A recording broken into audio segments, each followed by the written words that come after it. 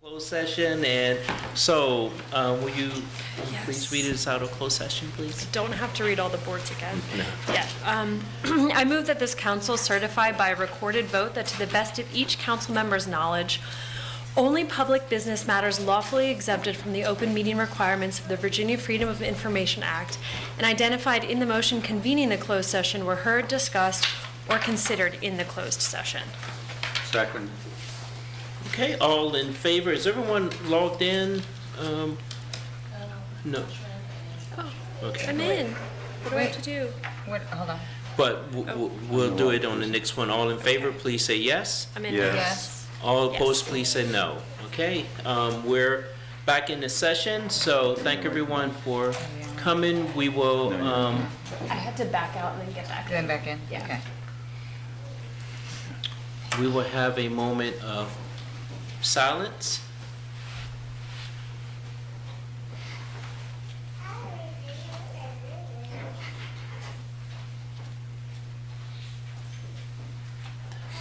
Thank you very much. Are there any announcements? I do have one. Alexander sent me some information. I need to bring it up. Yeah.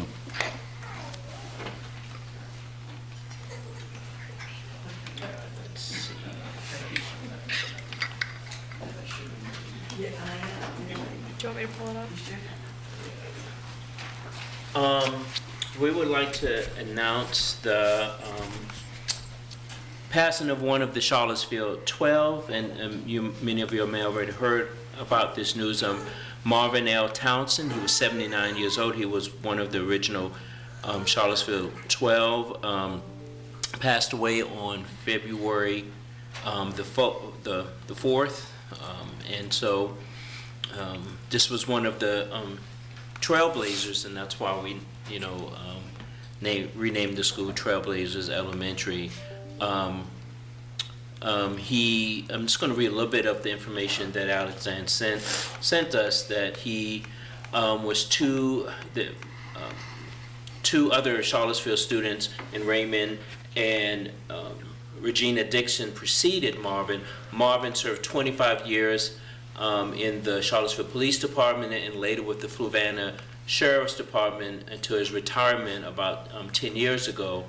And as one of the 12 trailblazers in education at Venable, Marvin at an early age was instructed by his mother to watch out for the younger kids, according to Sandra Lewis, one of the younger classmates. So he's always kind of had that role of being a caretaker, even in his profession.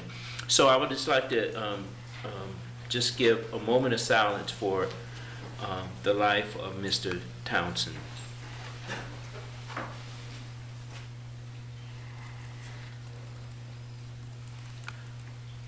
Thank you. We'll send prayers to his family. I'd like to add one other thing about Marvin Townsend. Marvin it was mentioned that he was a police officer in Charlottesville for 25 years. He was also a true community police officer. He lived in the community that he policed. He lived down in 10th and Page for many years. That's the community he worked in. People knew him, people trusted him. He was really the epitome of the kind of police officer and the kind of policing we want to foster in Charlottesville. Yeah. Thank you. We have several. Should I read the boards? Oh yeah. So Sorry to interrupt. we made several board appointments during closed session, and will you please read them all? Certainly. To the Economic Development Authority, we've reappointed Denise Herndon. For the CDBG and Home Task Force, we've appointed Laura Brown.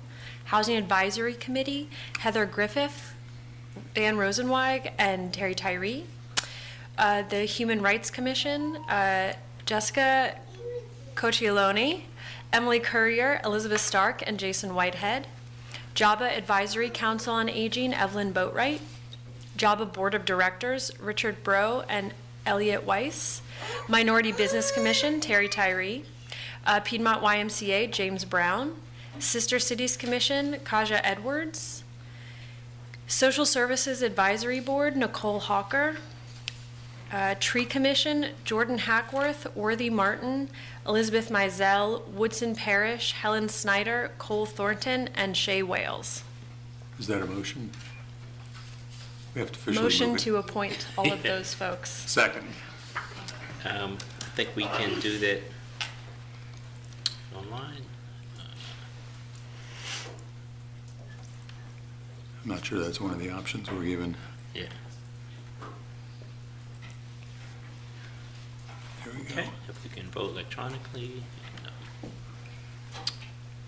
Great, the motion passes 5-0. We have 3 proclamations that we would like to honor today. The first would be a recognitions of the Charlottesville boys tennis coach, John Neal, being named the National Federation 2025 Coach of the Year, and it looked like his team is here. So you have, Switch with Jen. Okay. She Yeah. knows them. okay. It was great to see T and Sean and Patrick, and this team just keeps showing up here year after year. It's getting a little boring. You know, if you could just win some more national titles to make this more exciting. Yeah. But John, whereas John Neal has demonstrated exceptional leadership and dedication as head coach of the Charlottesville High School boys tennis team, transforming a once struggling program into one of Virginia's premier high school tennis programs in just 7 years.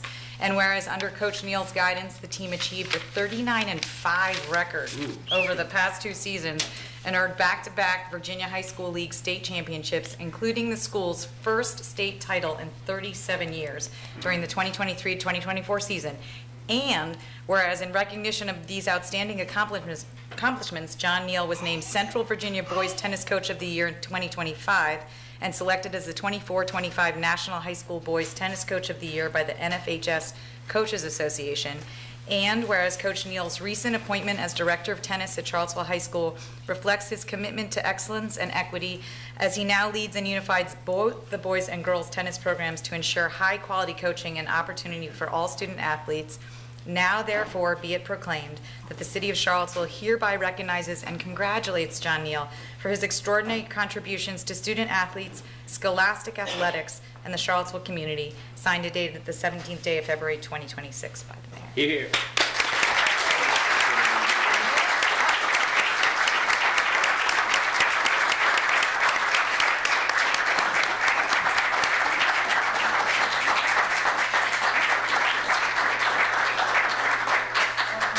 Yeah, Jen, you want to get a picture? What's that, picture?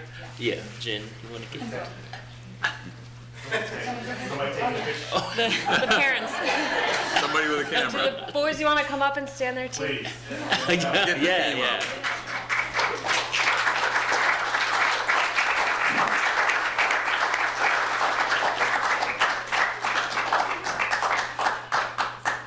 I don't think he could have done it without you.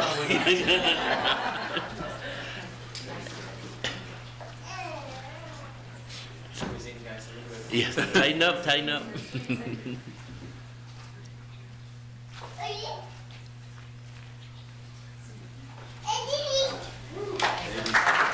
Coach Neal, you can say something if you like. You can say something if you like. At the microphone. I'll say one thing. Okay. Yes. Thank you for the recognition, and it's really quite a humbling honor to receive, but these boys are an absolute joy to work with every Yeah. day. So Yeah. I'm the lucky one. So thank you all. Thank you.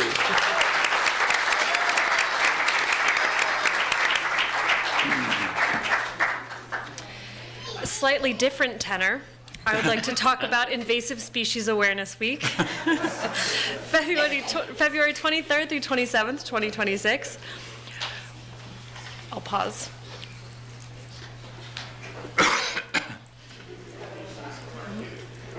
Whereas Charlottesville's tree canopy is a vital resource for neighborhood health, safety, and resilience against climate change by providing shade, purifying air, managing stormwater, reducing the heat island effect, and sequestering carbon. And whereas invasive vines and other invasive species jeopardize the health of our urban tree canopy by outcompeting native species, restricting the flow of nutrients, and causing breakage or leading to trees falling. And whereas Charlottesville's commitment to, as a biophilic city, bee city, and tree city, seek to promote awareness and education, as well as foster a culture of stewardship and a sense of belonging in the natural world in which community members feel responsible for the health of our urban forest and the natural world. And whereas the nature of this work relies on the ongoing support and collaboration among local organizations, such as the Charlottesville Area Tree Stewards, Ravenna Master Naturalists, Relief Seaville, Piedmont Master Gardeners, and the Botanical Garden of the Piedmont, the Virginia Native Plant Society, Ravenna Conservation Alliance, Blue Ridge Prism, the City Tree Commission, and various city departments. Now, therefore, be it proclaimed that we, the Charlottesville City Council, declare February 23rd through 27th, 2026 as Invasive Species Awareness Week and encourage residents to participate in upcoming events hosted by the Charlottesville Invasive Plant Partnership and other Virginia Invasive Species Week affiliates to raise awareness and learn skills for protecting our community's urban tree canopy from invasive vines. Signed and sealed on this 17th day of February, 2026. Is someone here Wait. to, oh,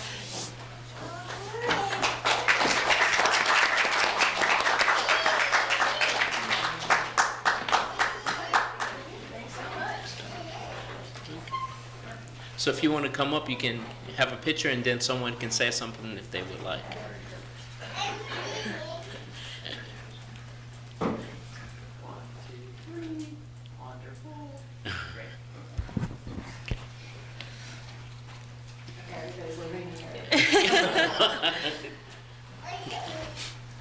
Hi, my name is Rowena Zimmerman, and it's so nice to be here today. I'm the director of the Virginia Invasive Plant Coalition, which is an arm of Blue Ridge Prism. And I just want to commend Charlottesville. Charlottesville is one of the 5 cities and 12 counties that Blue Ridge Prism covers throughout Virginia. And Charlottesville is one of the most dynamic collaborations in the state. Of a group of nonprofits and government entities and private citizens who are addressing the impact of invasive plants on our landscapes. So I just want to say thank you and congratulate CHIP, the Charlottesville Invasive Plant Partnership, and everyone here who cares so much about preserving native plants and landscapes for our future generations. And we hope you join us. Virginia Invasive Species Awareness Week actually starts this Saturday, the 21st of February, and ends March 1st. And there is a ton of stuff going on throughout the state, online as well as in person. So if you want to see how you can get involved, please go to blueridgeprism.org. Thanks so much. Thank you. Thank you, Rowena. Everyone's happy about it. Our final proclamation is the Benefit Program Specialist Appreciation Month. This proclamation is whereas the Department of Social Services provides a safety net to the most vulnerable citizens of the city of Charlottesville by administering benefit programs including the SNAP program, TANF, the VIEW program, and whereas the benefit program specialists strive to adhere to the Virginia Department of Social Services core values of commitment to excellence, performing high-quality work with integrity, civility, and accountability, embracing differences, being culturally sensitive, valuing diverse backgrounds, and ensuring fairness, inclusion, and people first by upholding a commitment to the Commonwealth, working each day to create a better outcome for the citizens. Whereas Charlottesville Department of Social Services has demonstrated leadership throughout the state in the professional organizations, innovative service delivery, and supportive programs that improve the quality of life for people served. Now, therefore, it be proclaimed that the City of Charlottesville hereby recognize February as Benefit Specialist Appreciation Month, commending staff for a job well done, and as we call upon members of the Charlottesville community to acknowledge their public service and contribution. Signed this day by Mayor Juan Diego Wade. So I know we have Leon here.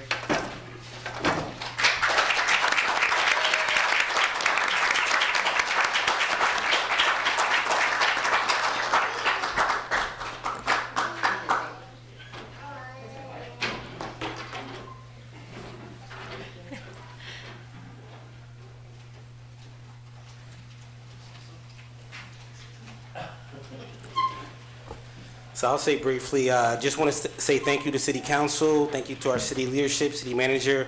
You all have been very supportive of us. I know that in this environment right now, there's been a lot of changes in social services. It's a lot of different expectations, and every day is something different. And our team members have a lot of, just a lot of work at hand, trying to make sure that we meet the need for community at a high level. You talked about most vulnerable individuals in our community. You know, we just brought one of our team members, Tina, who's one of the more senior workers on our team. She's been working for benefits programs for 30 years. You know, so that's the type of experience we have. So I'm just grateful to be a part of this team and be able to work with the Social Services Department, and just appreciate everything that you all do to support us, and just say thank you. Thank you. Thank you for recognizing our efforts and our work. Thank you for your 30 years of service. Thank you. Almost, July. So we're now at the opportunity for Community Matters. So we have opportunity for 16 speakers. 8 people have pre-registered. We do have other public hearings today. And so if you are planning to speak on those items, if you can wait until the public hearing for that comes up, that would be awesome. So for now, the first speaker is Alicia.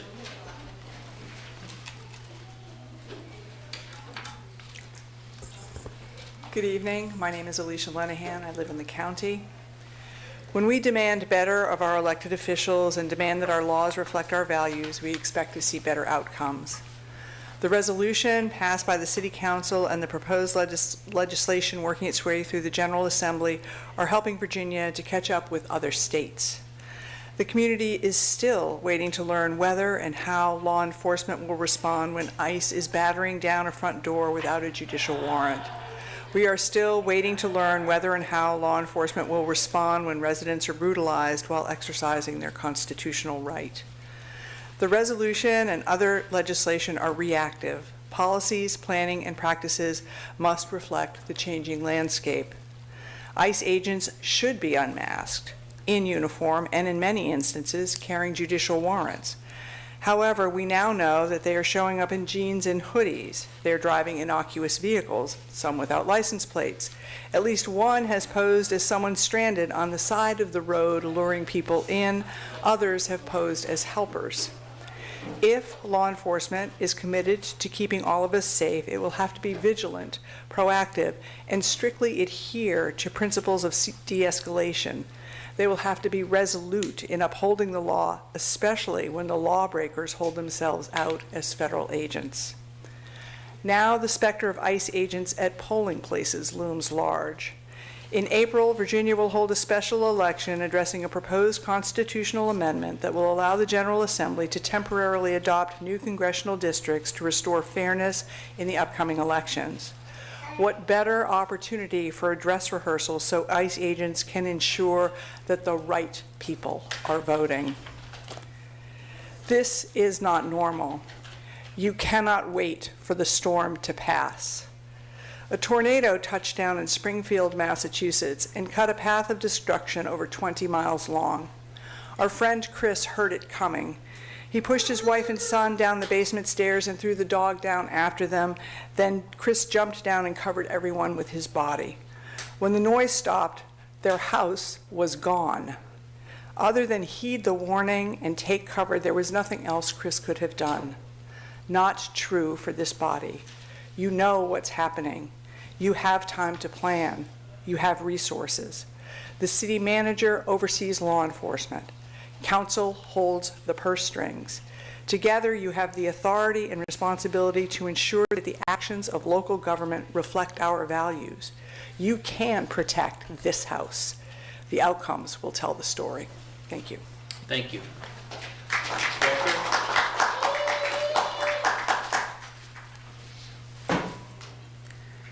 Good evening. Good evening. First, I would like to say, since I'm over there doing 4, 7, 8 count breathings, if you all would reconsider the remote participation for these meetings. This building disrupts my spirit.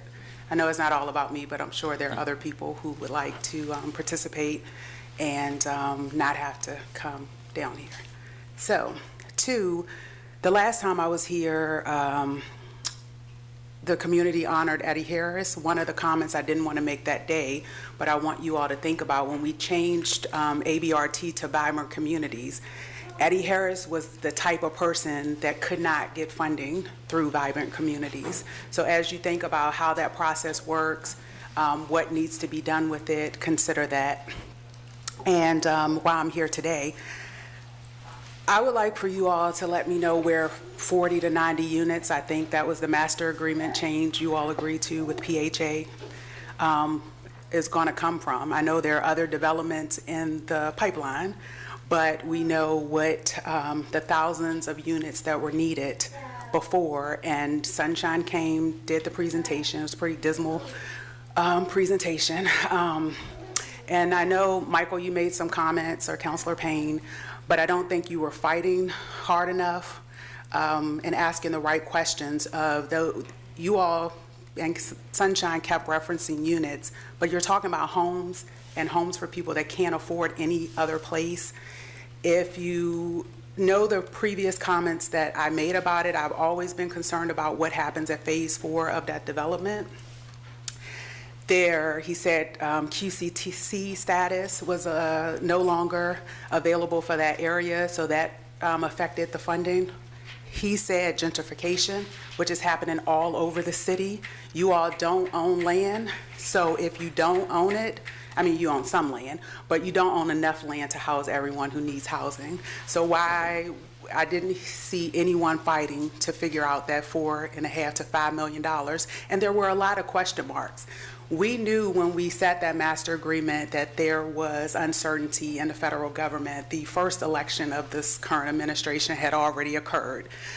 Sunshine made the effort, the decision to not include subsidies in phase 4, which was my primary concern about what happened and whether that phase would be market rate.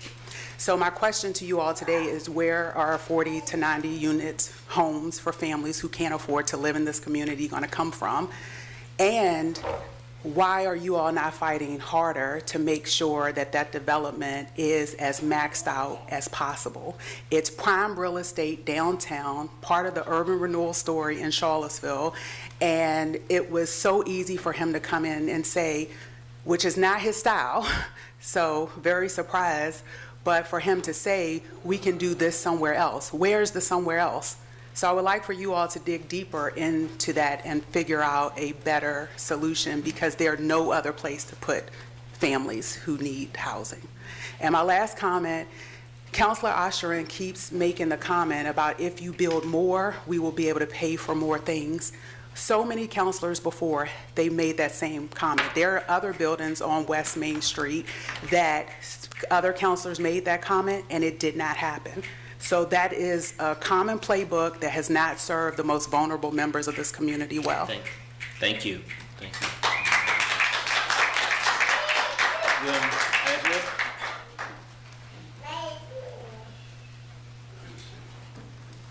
My name is Bill Atwood. I'm an architect in town. I'm here to talk about the mall. I'm old enough to say I was here when it was built. I was actually a practicing young architect. I think Lloyd was probably a 5th grader. And we returned to the scene after watching it not move forward at all in '89, created a process of including county people with the other 3, University of Virginia, city, and tourists. These were our targets. And about 300 to maybe 800 people came to Charlottesville. They complained for a while. People had to be directed after an hour and a half of complaining. They got into the business of creating ideas, and they created great ideas. And through that process, we actually started to a two-way water, two-way market, and other things that now you see. We also did certain, children's activities. The skating rink is gone, which is unfortunate. Today, we're faced with another dilemma. We've always felt, I was on the member of the school board, that paying through the mall, we benefit for tax retail, we'd be able to pay for our schools. Now we're back taking a look at now an old boat that people have told me needs to be revised.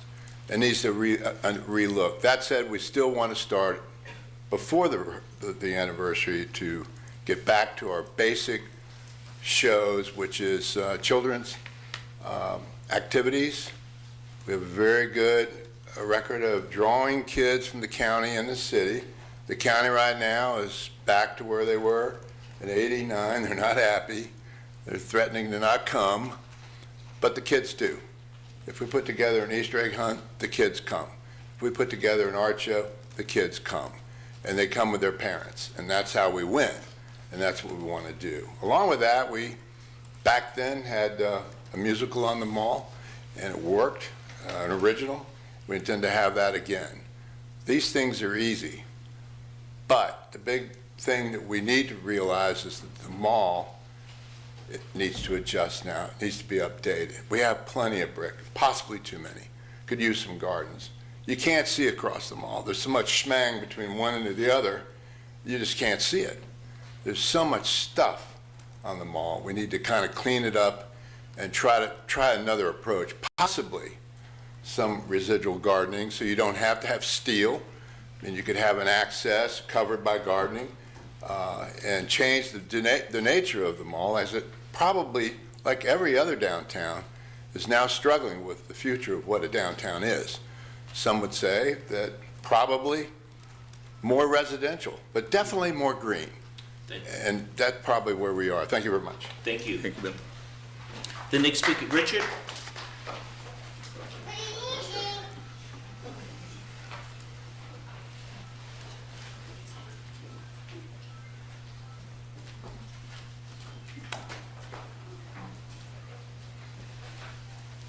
Thank you, Ms. Thomas, for what you do for us.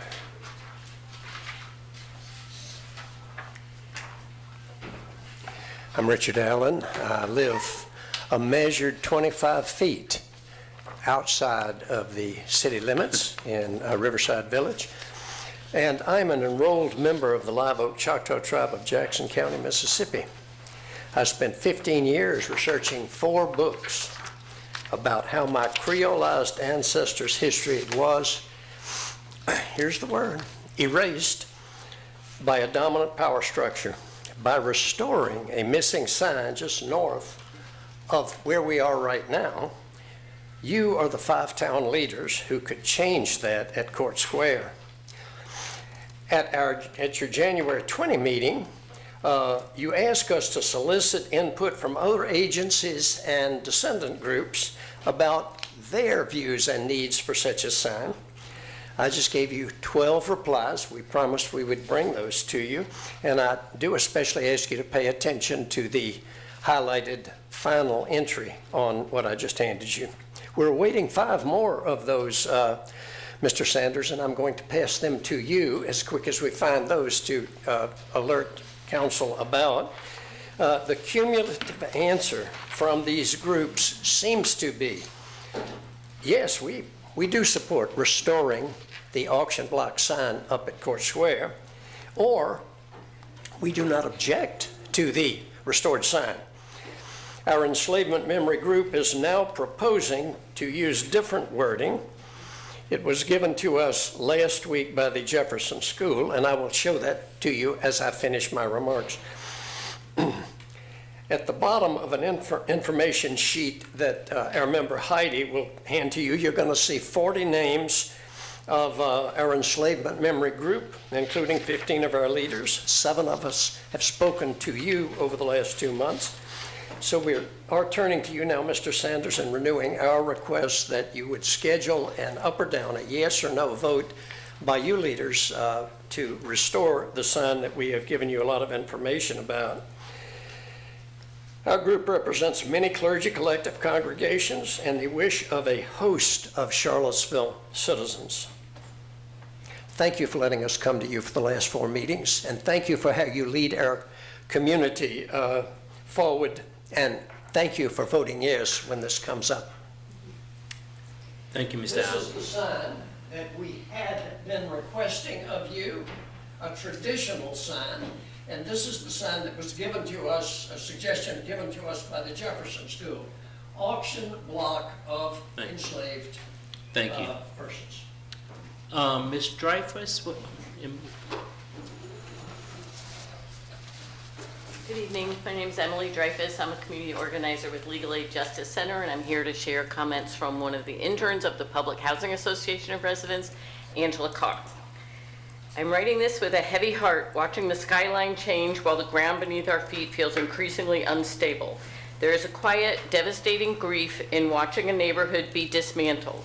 For decades, these black neighborhoods were more than just a collection of addresses. They were sanctuaries. They were the porches where elders passed down wisdom, the streets where children played safely under the watchful eyes of neighborhood parents, and the small businesses that served as the heartbeat of our local economy. The cost of quote-unquote progress. Now we see those same black blocks being cleared to make way for luxury high-rises and revitalized spaces that aren't meant for us. When a neighborhood is rebuilt for the wealthy, it isn't just a change in architecture, it is an erasure of culture. Displacement. Families who have been the bedrock of this community for generations are being priced out by soaring taxes and soaring rents. Loss of identity. The historic markers of our heritage are being replaced by sterile glass and steel that don't recognize our names. Economic exclusion. The affordability being promised often remains a dream that is out of reach for those who actually built this city. A cry for the unseen. Beyond the construction fences, there is a growing tragedy we can no longer ignore. While millions of dollars are poured into luxury developments, our streets are filled with brothers, sisters, and veterans who have nowhere to lay their heads. There are so many people currently experiencing homelessness, people who have lost everything and are forced to survive on the margins of a city that is becoming, quote-unquote, richer every day. They aren't asking for the world. They would appreciate just a little stability, a little dignity, and a small corner of this world to call their own. A call for balance. Progress shouldn't mean a clean slate, it should mean a bigger table. We need housing that prioritizes human life over profit margins. We need to preserve the black neighborhoods that have given this city its character, and we must ensure that affordable means truly accessible to the people who need it most. We are watching our history be demolished. We are asking you to see the people behind the blueprints and take action. Thank you. Heidi Birchchild.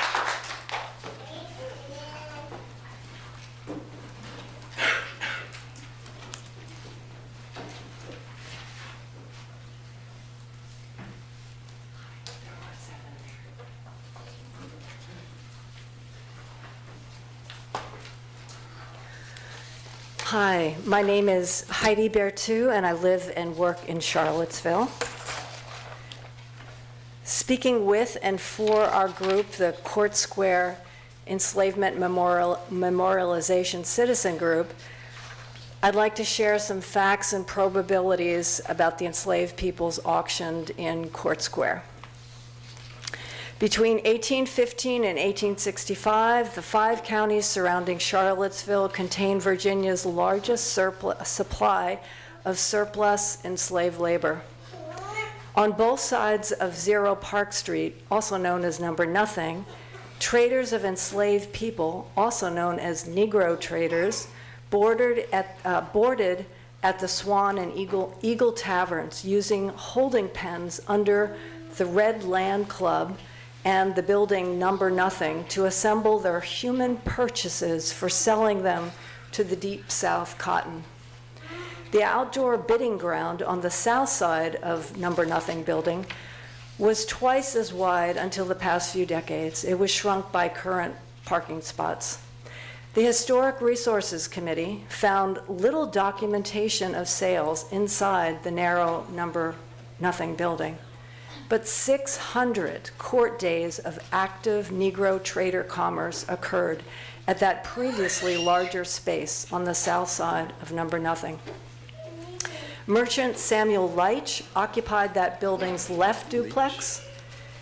A local slave dealer and Farmers Bank president, John R. Jones, occupied the right duplex. Each of them are documented as being successful and rich. The stone auction block was removed from the south side of Number Nothing in the 1920s. A gray slate sign commemorating the block read, "Site of Slave Block." It was placed on Number Nothing in 1962 by the City Council and removed by the same in 2002. Jeffrey Werner, City Historic Preservation Planner, knows the chain of custody of this original relocated auction block. The Jefferson School recommends the following wording for a new sign: auction block of enslaved persons. We believe Charlottesville will benefit from restored signage, as would revolutionary tourism.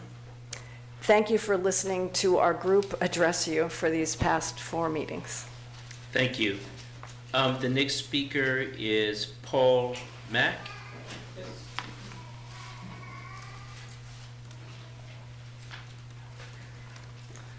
Good evening. My name is Paul Mack, and I'm a member of the Justice and Advocacy Committee of the Sojourners United Church of Christ, and I live in the county, and I'm a member of the Enslavement Memory Group.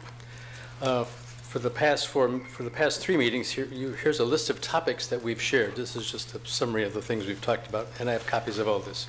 We asked you to end the historic erasure of the slate auction block sign authorized by City Council in 1962. We told you how Freedman, Fountain Hughes, Isabella Gibbons, and William Johnson experienced the block's oppressions. We told you how 2 citizens gave a mock auction in 2004 that embarrassed the Jefferson Festival's local history glory story. We listed 10 auction block towns surrounding Charlottesville that are unafraid to acknowledge hard auction block history. We named 33 area plantations and owners who certainly use the auction block to make themselves rich. We asked that a black city urn of growing plants or flowers be placed next to the restored sign. We shared that the documented wooden building behind Number Nothing was likely a kitchen for penned-up basement captives. We provided a list of about 37 citizens who descend from enslaved ancestors and demand restoration of the auction block sign. We informed you that young Martha Swert was trafficked from Charlottesville as a sex slave to FAB Richmond to New Orleans. We told of 1834's 300-person coffle chained and marched from Stanton to Natchez. Our local block likely provided some captives. We explained that our CSEM mission is to transform Court Square Corner from soul harming to soul honoring. We suggested, as appropriate wording for a restored sign, we suggested then, traditional site of enslavement auction block. Tonight we present a sign, wording as proposed by the Jefferson School, auction block of enslaved persons, and there's a copy of this on the back of the sheet that you'll get. Tonight, Mr. Sanders, we ask you, as our history advisory citizen group asks this: please schedule a vote in March by council approving a restored sign on the East Jefferson Street curbside. Finally, to paraphrase the late Reverend Jesse Jackson, the enslaved women and men were somebodies. Thank you very much. Thank you. Timothy Santiago? Is Timothy Santiago? That was our last pre-registered speaker, so we have an opportunity for 9 more if my math is correct. Who would like to speak? Yes. Get you next.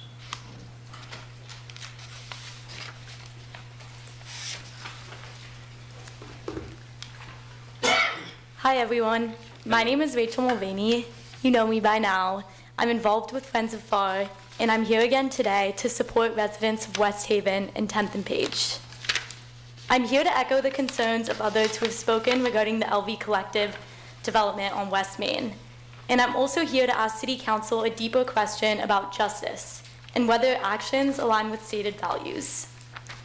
In 2025, you titled your vision statement, quote, Charlottesville, a great place to live for all of our citizens. In that same document, you cited Charlottesville as, quote, a leader in social and economic justice and healthy race relations. If that is who we are as a city, claim to be, why, week after week, are there residents standing here asking merely to be heard? Why are the communities most vulnerable for displacement essentially the only ones fighting for their protection?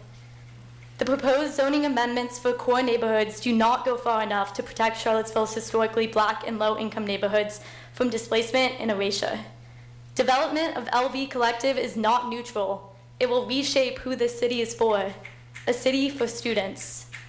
When a project of this scale prioritizes student luxury housing while adjacent neighborhoods worry about blocked access to downtown, blocked sunlight, the future and health of their communities in erasure, it sends a clear message about whose interests carry the most weight in the city. Councilor Fleischer, I call on you. You state on your website that, quote, you ran for city council to help us build a city where we all can lead a happy, full, and healthy life, end quote. That promise holds weight. It requires thoughtfulness, and it requires growth that does not come at the expense of communities who have been in this community for years, unlike Student, and who have historically been failed by Charlottesville City for decades. LV Collective does not reflect a Charlottesville that is a great place to live for all, but merely only for some. I ask you to reject this collective, take more expansive zoning changes, and live up to the justice you all claim that you care about. Thank you. No, the gentleman.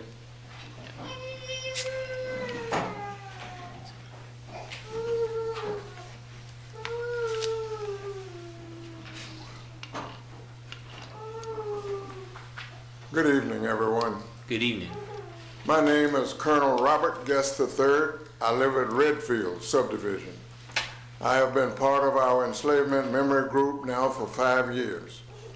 As you councilors well know, 20% or more of Charlottesville population are people of color. Many have families that have been here since the enslavement era.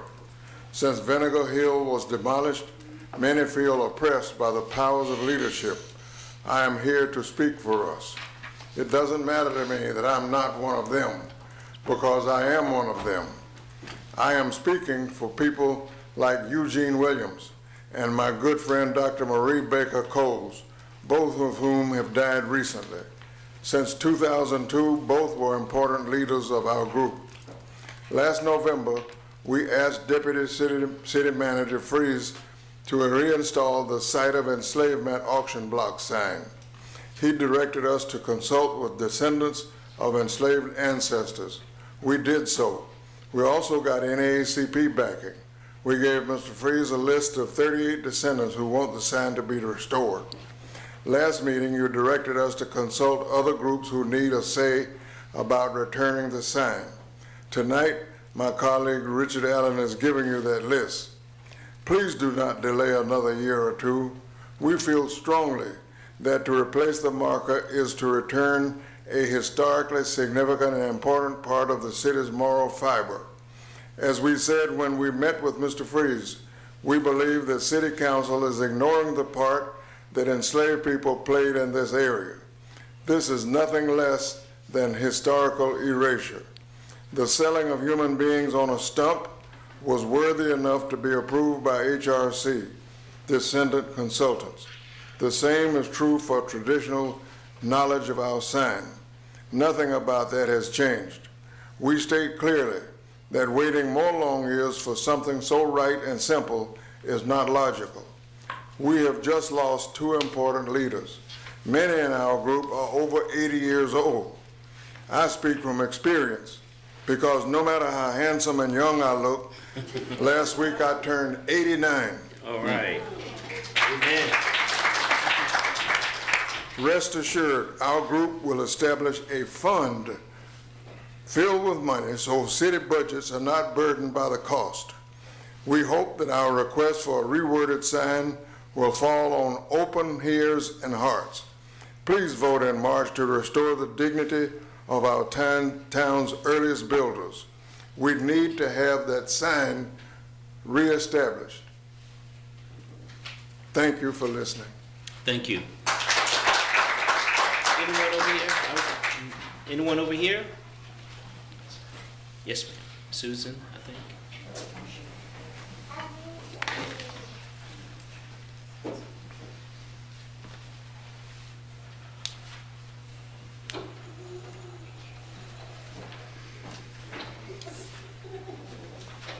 Hi, I'm Susan McCulley, and I'm a property owner in the city. First, thank you.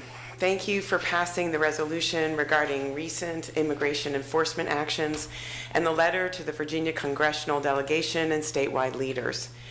Your reiteration of the city's commitment to civil rights, due process, and community trust was welcomed and much needed. Thank you also for the words each of you spoke regarding the resolution. You voiced the council's responsibility to respond with timeliness to community concerns. You pointed out the important historical context of current federal actions, and you confirmed the inherent loss of trust and safety when any agency acts with disregard for the law or the Constitution. Now that you've passed the resolution, we ask that you continue to build greater transparency, clearer standards, and meaningful accountability to the community with concrete action. Important questions remain regarding what the city will do to keep all residents safe, particularly those impacted by federal overreach. We stand in solidarity with Sin Veredas and Fuerza Latina, two organizations representing those being dehumanized by the federal government. What the community asks of the city is, first, to expand the resolution, which does prohibit actions aimed at schools, medical facilities, courthouses, and houses of worship, to include prohibiting agent access to any city facilities not accessible to the public. An example of language can be found in the Fairfax County Trust Policy, which I've provided to the clerk. Second, funding for legal representation for immigrants, including habeas corpus petitions. Third, funding for financial assistance for those whose livelihoods have been impeded. And finally, funding for mental health services for a community that has been intentionally and systematically traumatized by inhumane, unwarranted federal actions. In Councillor Snook's comments on the resolution, he quoted W.H. Auden's poem, September 1, 1939, which says, quote, "All I have is a voice to undo the folded lie, the lie of authority." As a body, you can both speak with your collective voices, which are louder and stronger than ours, and you can take concrete action. We are counting on you to do both to establish greater transparency, clearer standards, and meaningful accountability as we move together into a menacing future. Thank you. Yes.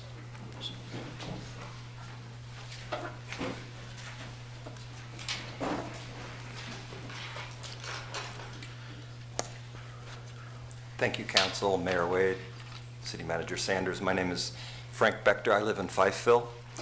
Council, thank you for your support of 501 Cherry and the proposed grocery store there. Thank you also for your reappointment of 3 Board of Architectural Review members January 5th, which suggests they've acted well.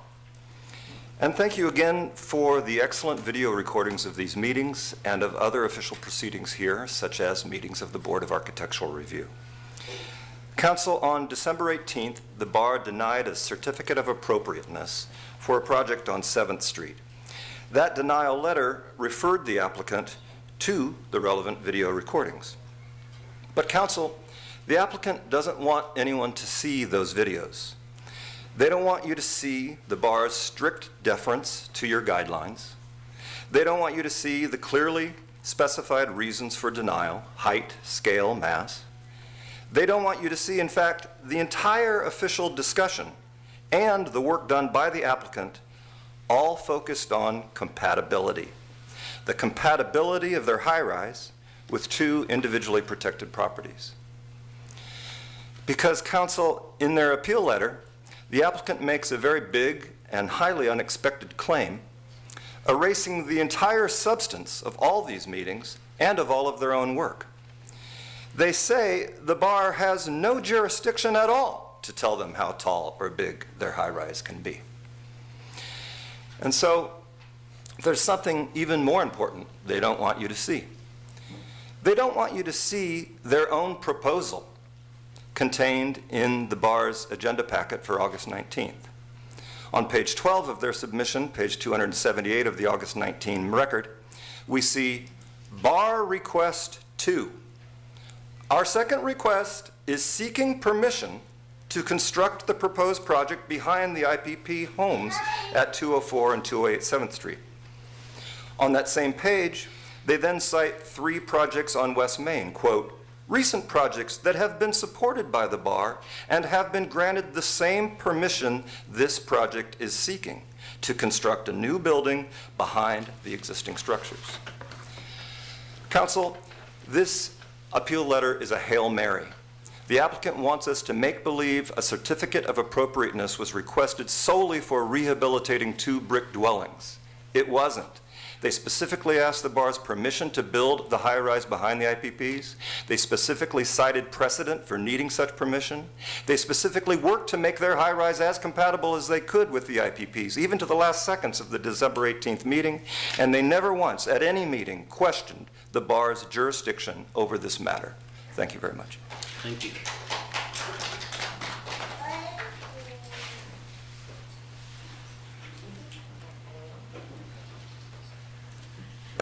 Hi, my name is Sophia Marrero. I'm a community organizer with the Public Housing Association of Residents.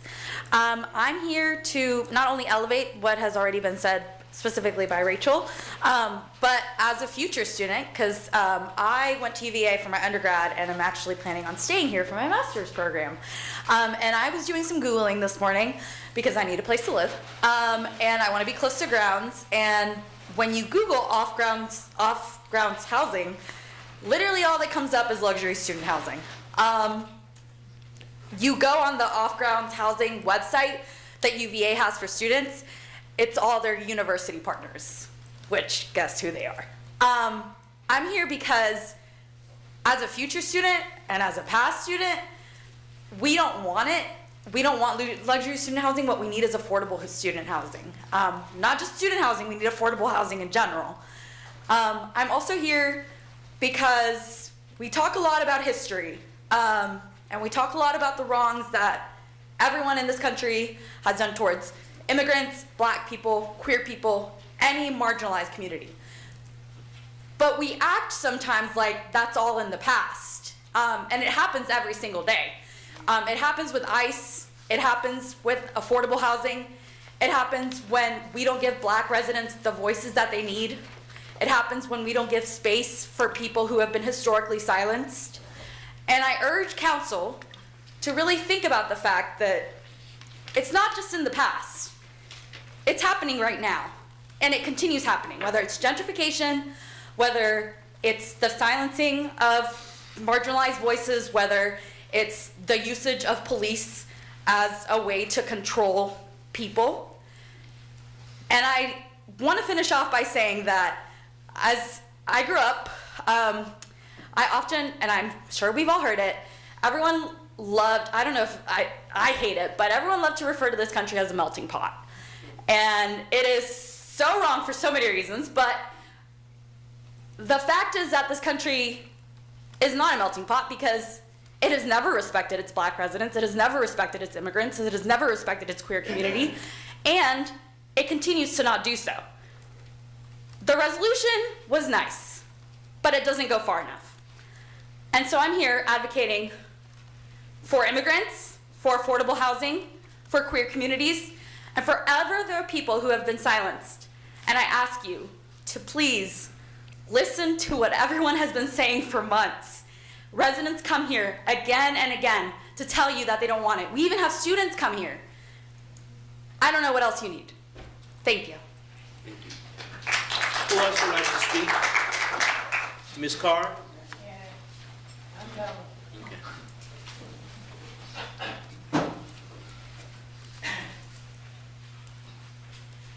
Hi, everybody. My name is Salithia Carr.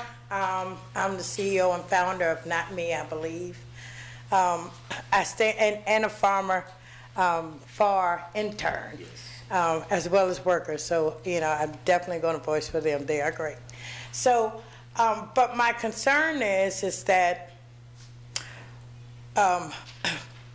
many of you sit in these seats and we know what the issues are. We see the issue.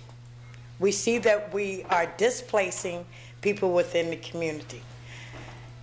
We see that they are not coming here to voice. So we need to go out to them and see what they're saying, because it is a lot of them that I work with every single day. They tell me they do not understand the jargon that is in the room. So they cannot stand up here and voice for something that they do not understand. So that is very important that we start to teach them so that they can come in to tell you what it is that they would like and what they don't like. Because one of the things is that big overhauling building is not going to cut it. It's not. We already are shined down on anyway because we're black. We're African Americans. It's been that way for years. It is here. We see it. We know it's here. We know it. It is plain and simple, but we have to do better. I am for housing for every single person, but it has to be affordable. It is not even affordable for me. I have a grandson 2 years old. I am fighting to stay where I am, so I can just imagine everybody else behind me. So, but I'm tired. I voice for education. I voice about nutrition. I voice about housing. And it's going to be continuous. But you guys got to do better. I only hear Payne up here talking about continuously to help. You guys see the issue. I understand about lawsuits, everything, but you say you stand for the people, then stand for the people, because all voices count, not just those that have money.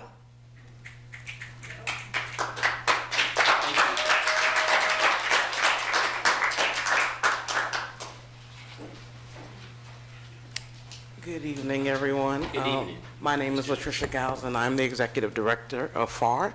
A few things I do want to start. I want to stand in agreement with what Mayor Walker started with earlier. A few weeks ago when Sunshine was giving the presentation, I actually was kind of jarred in my seat when talking about the loss of the qualified track and him specifically naming gentrification as a leading cause. And I think that it is important that that was named, because we're talking about LV Collective and what that would mean on the community, and we're talking about protecting residents for future, so their future of redevelopment is being impacted for gentrification that does not even impact them. They're not receiving the benefit. So I wanted to just start with that. And I also kind of wanted to talk a little bit about something that I meditated on my little dinner before coming back here, because I know I'll be spending dinner with you all tonight. And Councilor Snook, what you said, hope is not a strategy. That is actually something that my team knows very well, because that's something that I've been preparing my team anyway, and telling them hope is not a strategy. So that kind of resonated with me and with many residents here in Charlottesville. I think that they would agree with that as well. Residents cannot hope that their rent stays affordable. Families cannot hope that their neighborhoods survive gentrification, continued low wages in our community, and then continuously also being priced out. They need action. Charlottesville stands at a crossroads where we can grow in a way that protects the people, or we can grow in a way that replaces them. Right now, too many of our residents, and as you've heard, they feel like growth is happening to them and not with them. So we are urging you to, as we have come here week after month, it's been a couple of months now, standing with some of what the Charlottesville Low Income Housing Coalition and FAR is saying. We want to stop and slow displacement and prevent repeating the same historic harms that have already been acknowledged. We know that we know what happens when development moves forward without protection for the vulnerable communities. And we have seen that in our history before. We talk about history month after month here. So if hope is not a strategy, prevention must be the strategy. That means directing student housing to the appropriate areas, as we've been asking and talking about when planning for their infrastructure. It means requiring student housing developers to support affordable housing, more supply, or provide deeply affordable apartments, not just units that meet technical definitions. And it means expanding relief, including emergency rent assistance and prevention for displacement and for homeless. So I know we keep asking, so we will continue to ask you to choose stability, fairness, and community. And I thank you all. Thank you. Joy?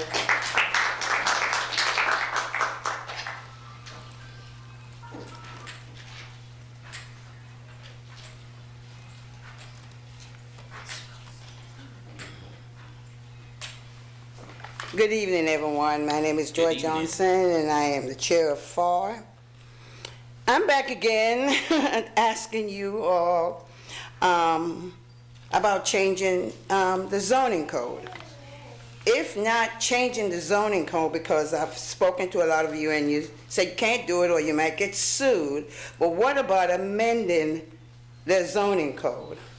Community members have been coming to the city council for over 6 months, and we have been telling you that the city council can go back and change or amend the zoning code if you want to. You just have to choose to do it. You just have to initiate a zoning text amendment process. Number 2, we know some of you on council would rather wait for city lawyers' advice, but while we're waiting, LV Collective and the other developers are waiting and planning. Number 3, some city councils want to encourage student housing to get the tax money in the affordable housing, but once the city gets that money, everyone is competing for a piece of that pie. That money isn't going to the most low income or extremely low communities. It's legalized extortion. Developers are paying the city a fee to build these buildings in poor communities. If it's not extortion, then what is it?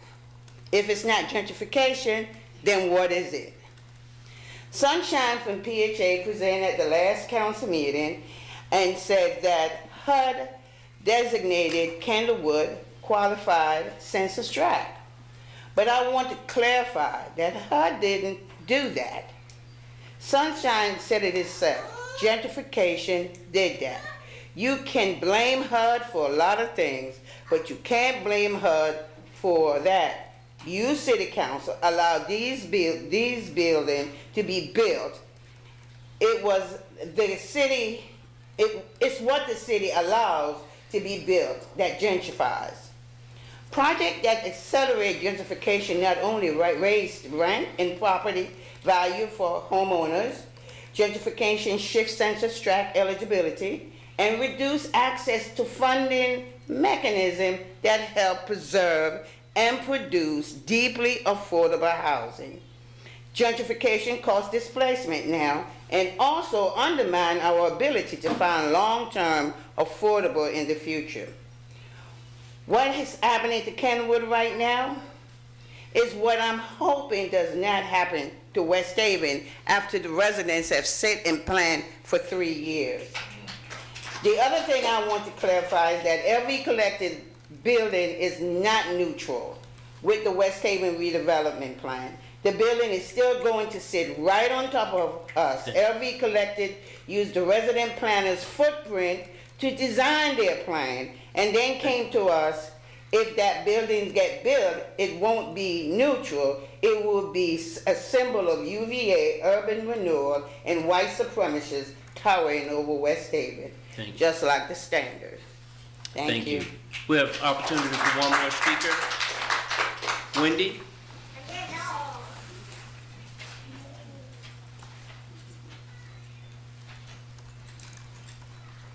Hi, I wasn't planning to speak today, but Miss Terry Tyree asked me to read a statement on her behalf because she had to leave. My phone's at 2%, so I hope I get through this. Good evening, Mayor and Councilors. My name is Terry Tyree, and I'm a resident at South First Street, a chapter leader at Virginia Organizing, and I'm also the president of the new nonprofit organization known as the Charlottesville Community Resilience Center at CCRC. Before I begin, I want to sincerely thank you for the recent appointments to the recent committees. As someone who lives these issues every day, these appointments give me hope. They told me that maybe finally people who understand our struggles are being invited into the rooms where decisions are made. That matters to families like mine. It makes us feel seen, and I appreciate that more than you may realize. But tonight, I'm here to say that being seen must be followed by being protected. Right now, I have a Section 8 voucher, and yet even with that voucher, I cannot find an affordable apartment in the city. Landlords refuse it, rents are too high, units are disappearing. Because of a reasonable accommodation related to my physical needs, I must move by March 1st. That deadline is coming up fast, and I still don't have a place. Imagine trying to explain to 3 small children that you don't know where you'll be living in a few weeks. Imagine packing your life into boxes with no destination.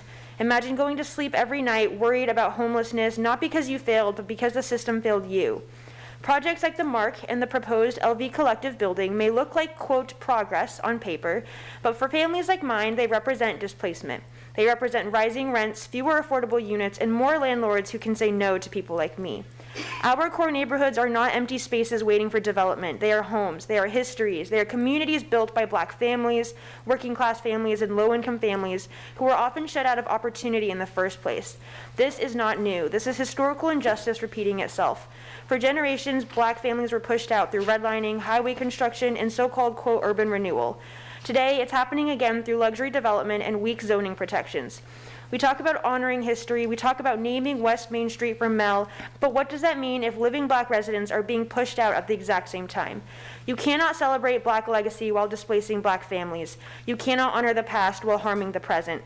If you allow these developments to move forward without stronger protections, you are choosing profit over people. You are choosing buildings over babies. You are choosing displacement over dignity. Without stronger zoning protections, more families will lose stability. More children will change schools, more parents will miss work, more people will fall into homelessness, and once they leave, they will never come back. As president of CCRC and an active peer and advocate for my community, I see this every day. I work with families in crisis. I see and have experienced the trauma of housing instability. I see how it affects mental health, education, and long-term success. This is not just a housing issue. This is a public health issue. This is a justice issue. I'm asking you to act now. Strengthen zoning protections for the core neighborhoods, protect affordable housing, require deeper affordability, hold developers accountable, and recognize that the proposed amendments don't go far enough. This is about whether families like mine have a future in this city. My children deserve stability. They deserve safety. They deserve to grow up in the community they know. And I deserve the chance to raise them without constant fear of displacement. Please don't let Charlottesville become a city only for those who can afford it. Choose justice, choose community, choose families. Thank you. So that was the last opportunity for public to speak. At this time, there'll be another opportunity at the end. We would now have the consent agenda. Madam Clerk. Number 3, minutes, January 29th, budget work session, February 9th, joint council school board budget work session. 4, resolution to appropriate National League of Cities, Southern Cities Economic Initiative Program funds, $60,000. And there is a clerical error that will be corrected for the final document. Number 5, ordinance amending section 11-131 of the Charlottesville City Code regarding compromise and payment of claims against the city, second reading. 6, resolution appropriating existing funds to the e-bike voucher program, second reading. 7, resolution appropriating $198,910 in additional Virginia Department of Transportation funds for construction, engineering, and inspection on the project bundle of 10th and Grady, UPC 113916, Monticello 2nd, UPC 113917, and Preston Harris, UPC 113918, one of 2 readings. Okay, is there a motion to adopt the consent agenda? So moved. Second. Okay, can we vote, please?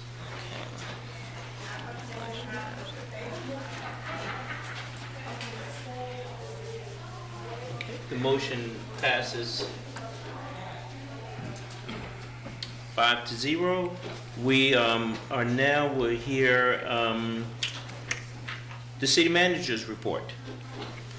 So Ms. Hamill is going to present a quarterly financial report.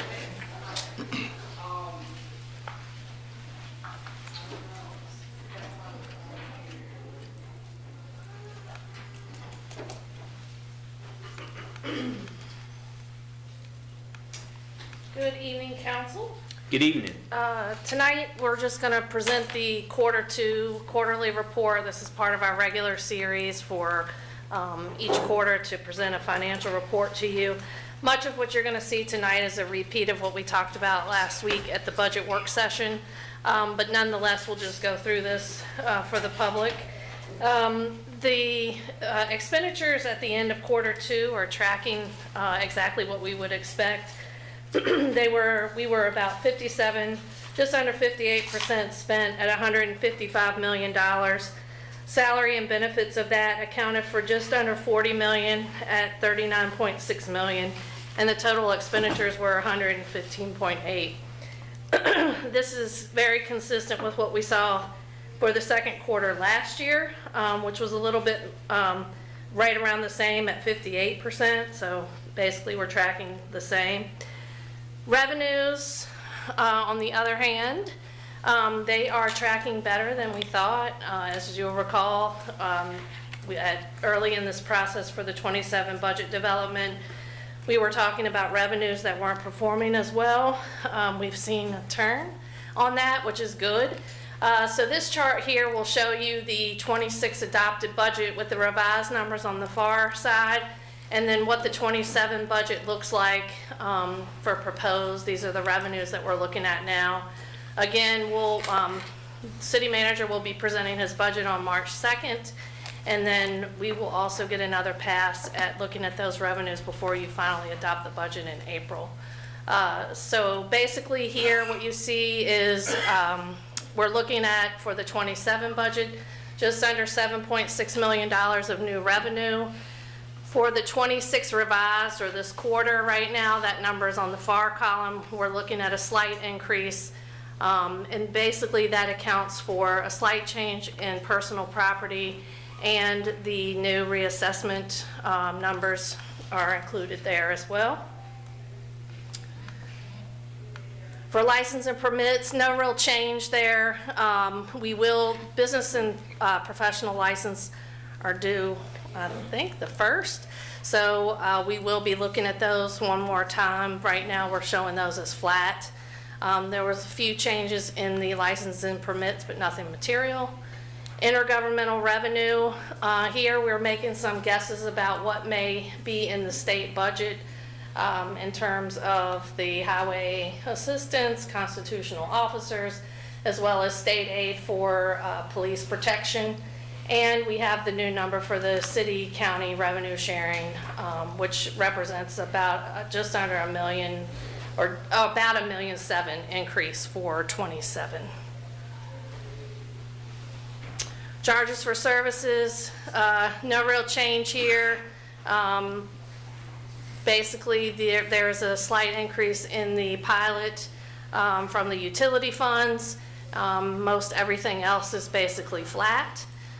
Transfers from other funds, you'll notice that no change, we're not revising anything for 26, but for the 27 budget, we are going to be drawing down a little more on that reserve. It's been out there for years, and so we're just escalating our drawdown a little bit to match the escalating costs that are there. And then finally, there's under miscellaneous revenues, interest has continued to stay higher than we had originally anticipated, higher than what the markets were projecting. So there is, we have revised that number for both 26 and 27.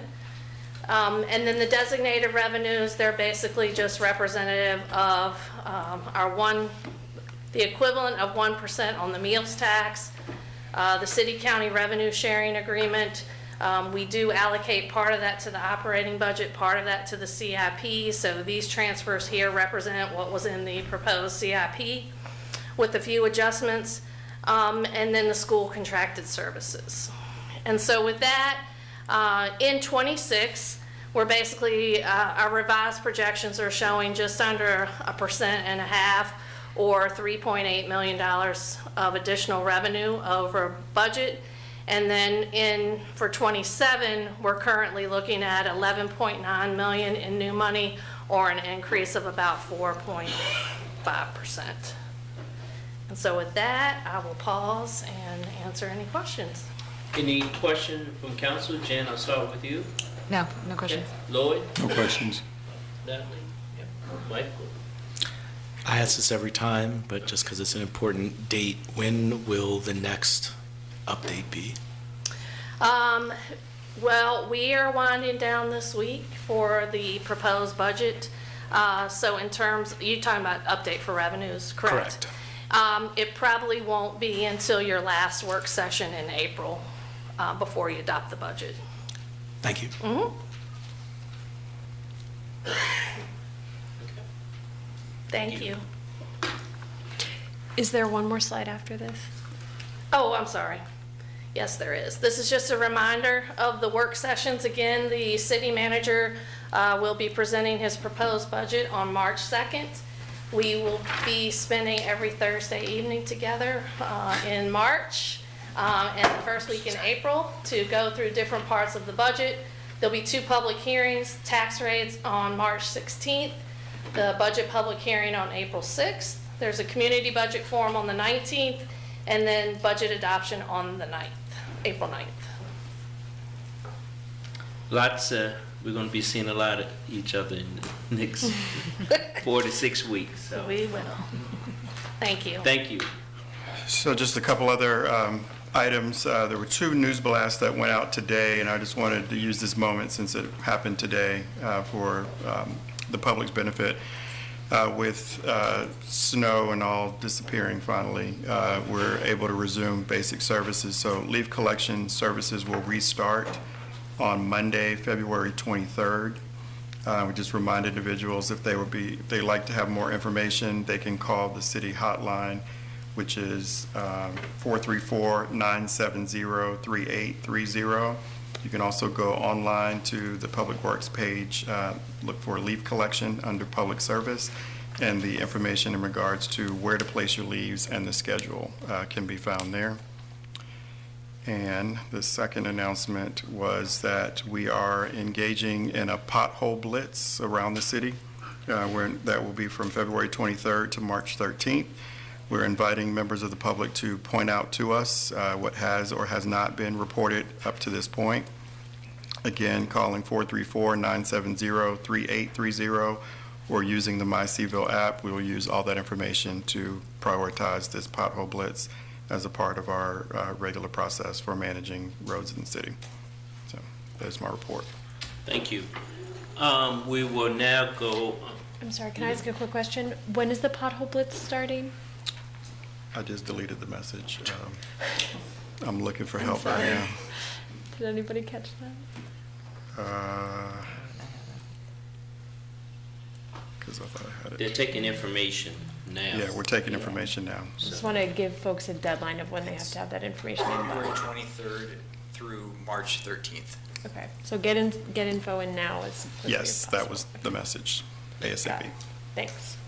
Thank you. We will now go to action items. We have a public hearing, a resolution of appropriation to amend the FY 26 budget for 10,000, is that $10,875.49.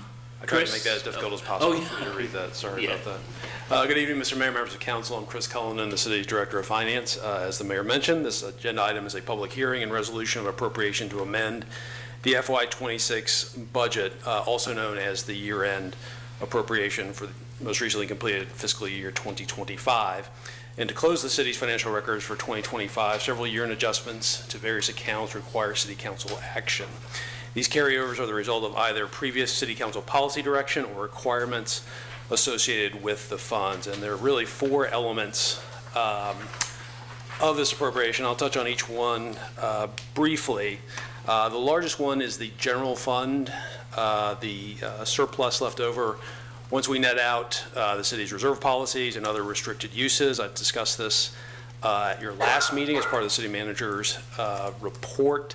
That total is $8,502,177.67, or roughly 3.4% of the FY25 budget. I won't go into the same level of detail that I did previously, but as you'll recall, revenues performed better than expected, roughly about $7.5 million to the good, and expenditures were about $3 million under budget. Per the city's long-term financial management plans, policy, I should say, is recommended that these funds be put in the CIP contingency account, and those will be approved by City Council with separate resolutions when necessary in the future. In addition to the general fund, there are a few other housekeeping items that we need to take care of as well. Facilities Repair Fund, $24,490.54. These are for restricted funds associated with courthouse maintenance and construction that will be carried over to the new year. In the grants fund, $10,442.28. These are unspent state fire grant funds to be used for eligible expenses. And finally, the last piece is the school's gain sharing amount returned to the city of $1,464,765. The recommendation being that these be deposited in the city's debt service fund to help offset debt service costs related to school projects. That concludes my remarks. I'll be happy to answer any questions you might have. And then as the mayor mentioned, there is also a public hearing on this item. Yes, I'll ask council if they have any questions on this. Any questions on this? No. If not, I will open up the public hearing for this item. Would anyone like to speak on this? Ms. Walker.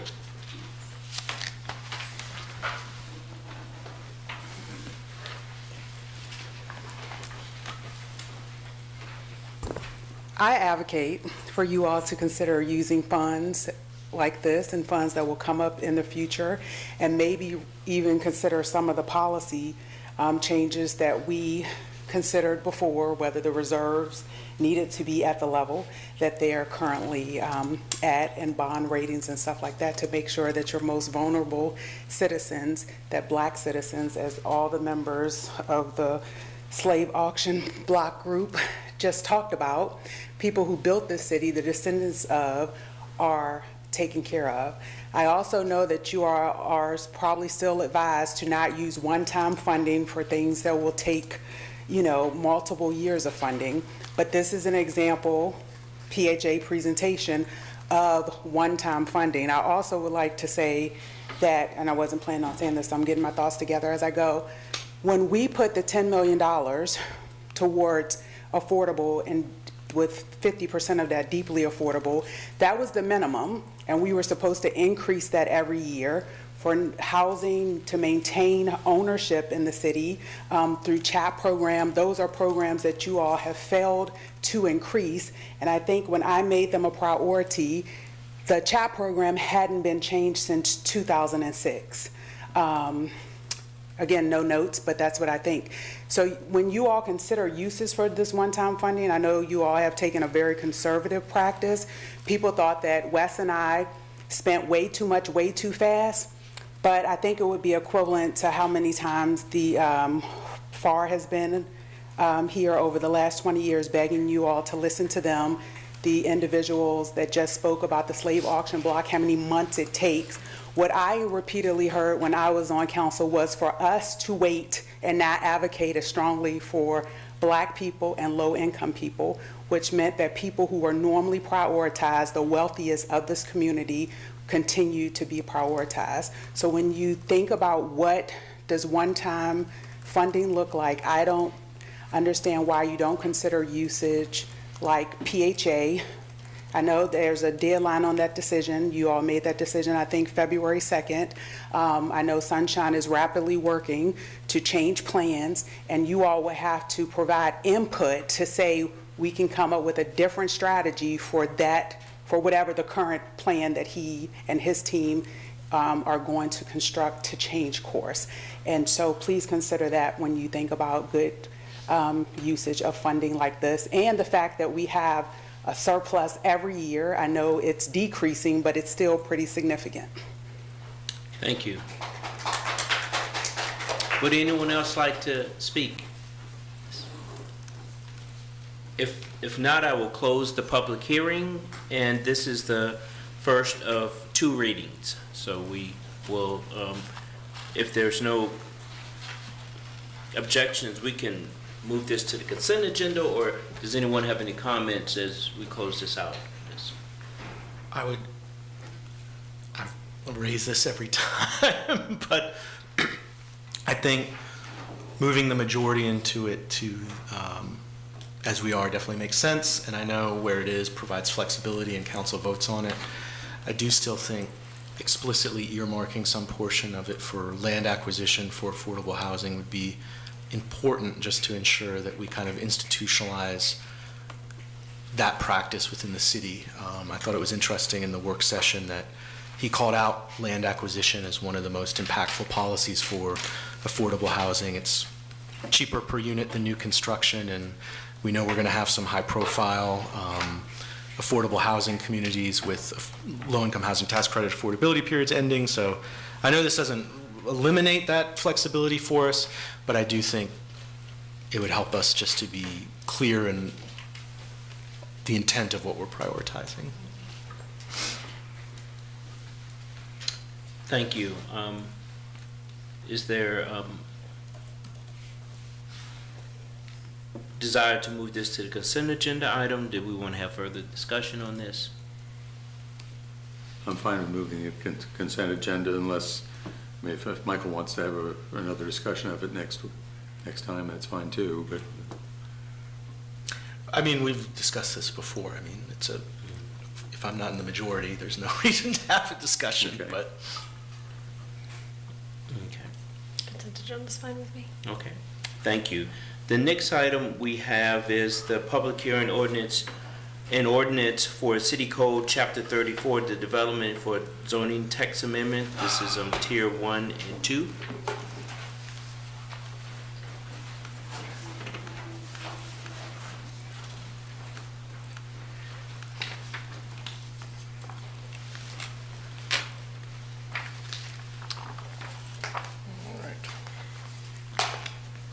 Good evening, Mayor, City Council. I'm Matt Alfley, the Development Planning Manager with NDS.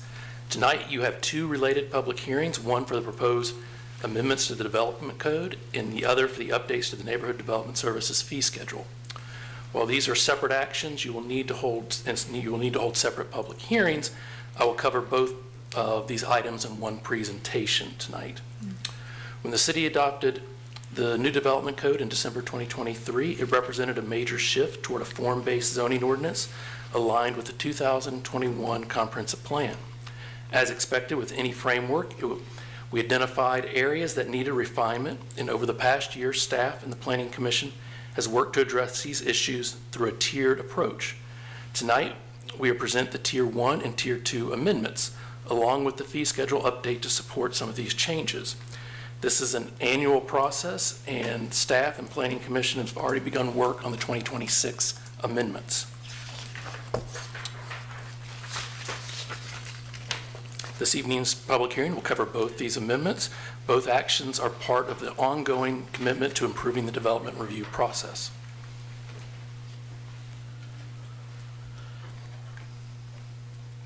Maybe. There we go. The Development Code was adopted in December 2023 to implement a form-based zoning ordinance and increase housing opportunities by allowing more types of housing throughout the city. Since adoption, staff has identified issues ranging from minor errors to clarifying needs and needs for clarification. We organized changes into 3 tiers: Tier 1 for technical changes, Tier 2 for small amendments and improvements, and Tier 3 for future work policy changes. The best analogy I give in this is like having a car. Tier 1 is washing the car. Tier 2 is changing the oil. Tier 3 is there's something wrong with the transmission, and we need to look at it professionally. Tier 1 includes 63 amendments, mostly technical in nature, and that correct spelling errors and grammatical errors and include legislative updates. Examples include fixing scrivener errors, restoring missing language, and incorporating state law changes like HB 2660 and SB 974. These changes ensure clarity and compliance without altering the policy of the development plan. On the screen are some examples of these small changes, and these are the outline of the 2 bills that I spoke to. They clarify some of the review timelines and clarify some of the functions that Planning Commission can now do.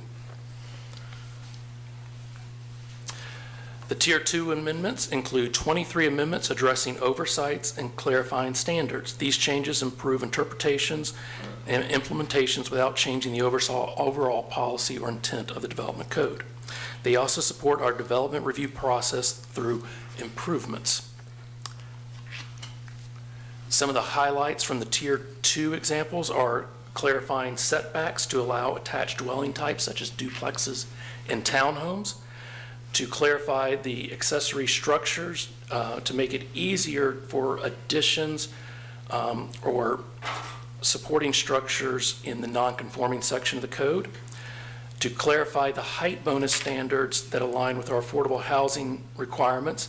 This goes to that we actually have one R district that allows a height bonus, but it's not spoken to in the bonus section. So this clarifies that. And also clearing up our fences and walls, which has been an area that has eaten up a lot of staff's time in the review process.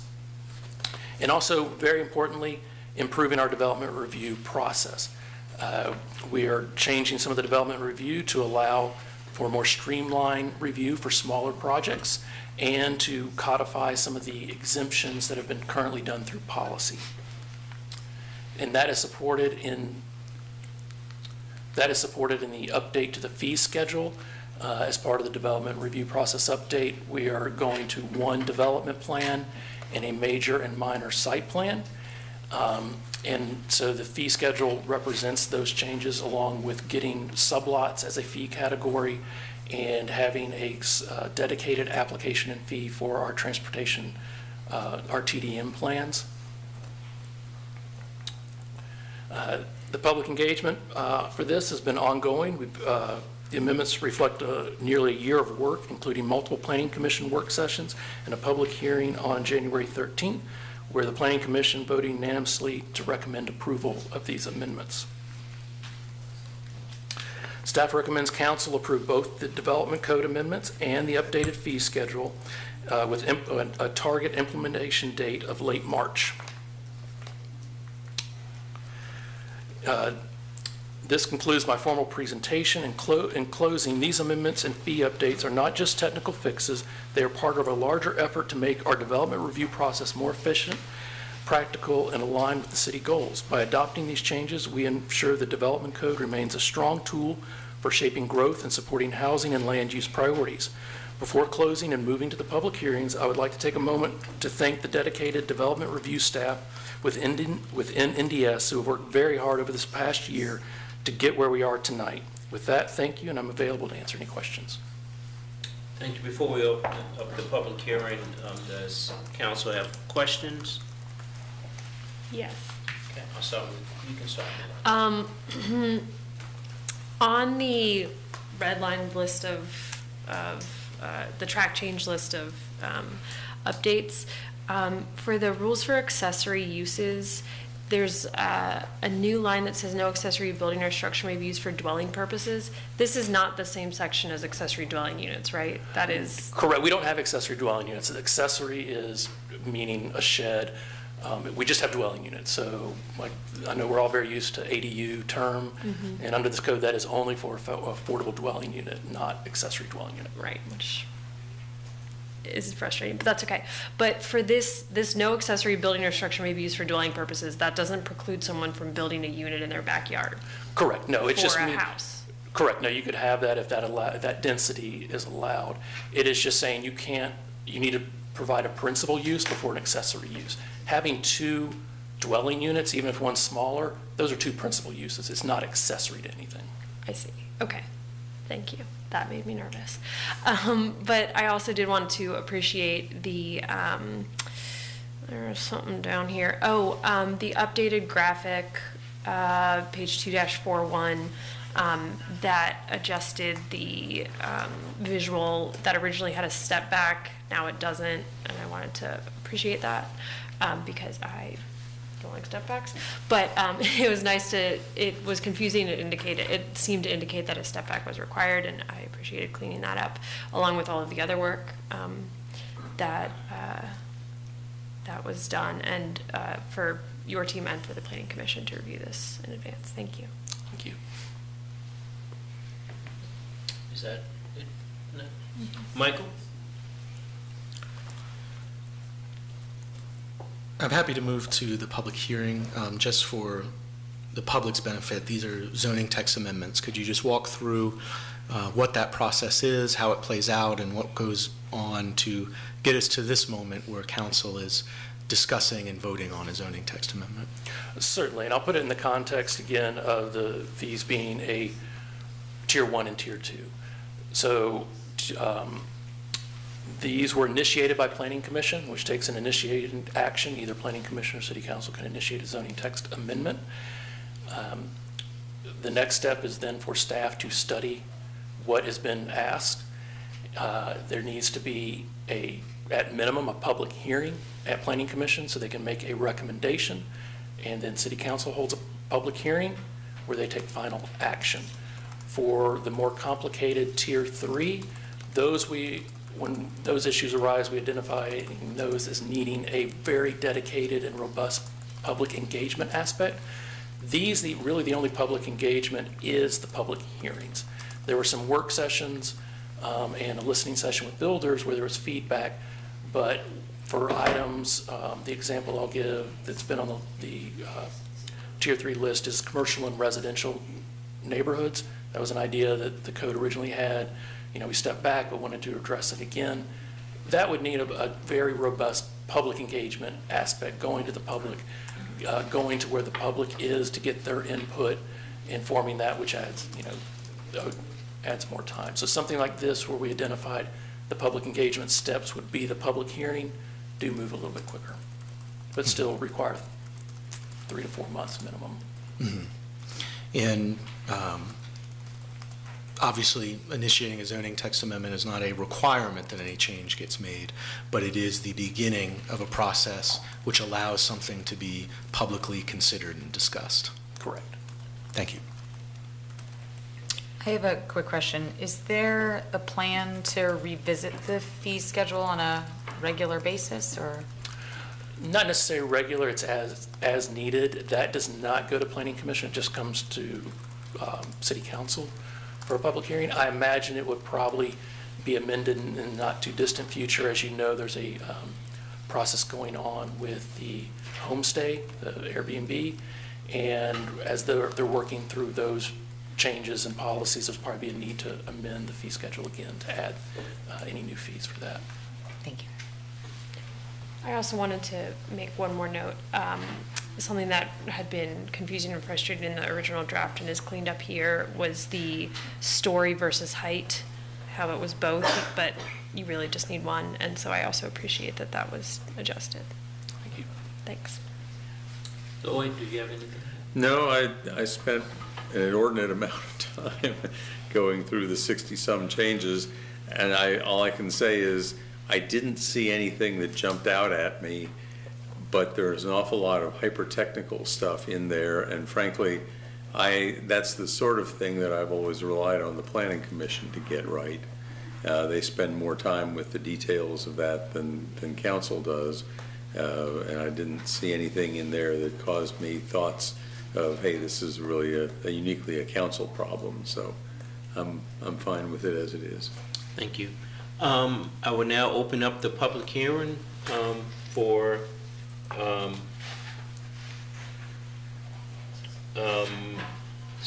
I know we're having, you just covered both of them.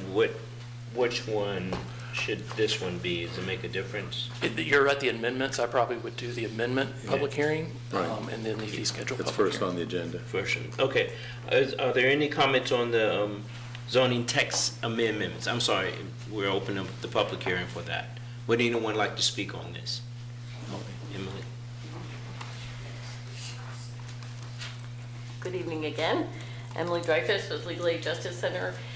And I appreciate that you all recently stated Council's commitment to prioritizing public engagement. I also appreciated the concept of building public trust that the mayor emphasized recently.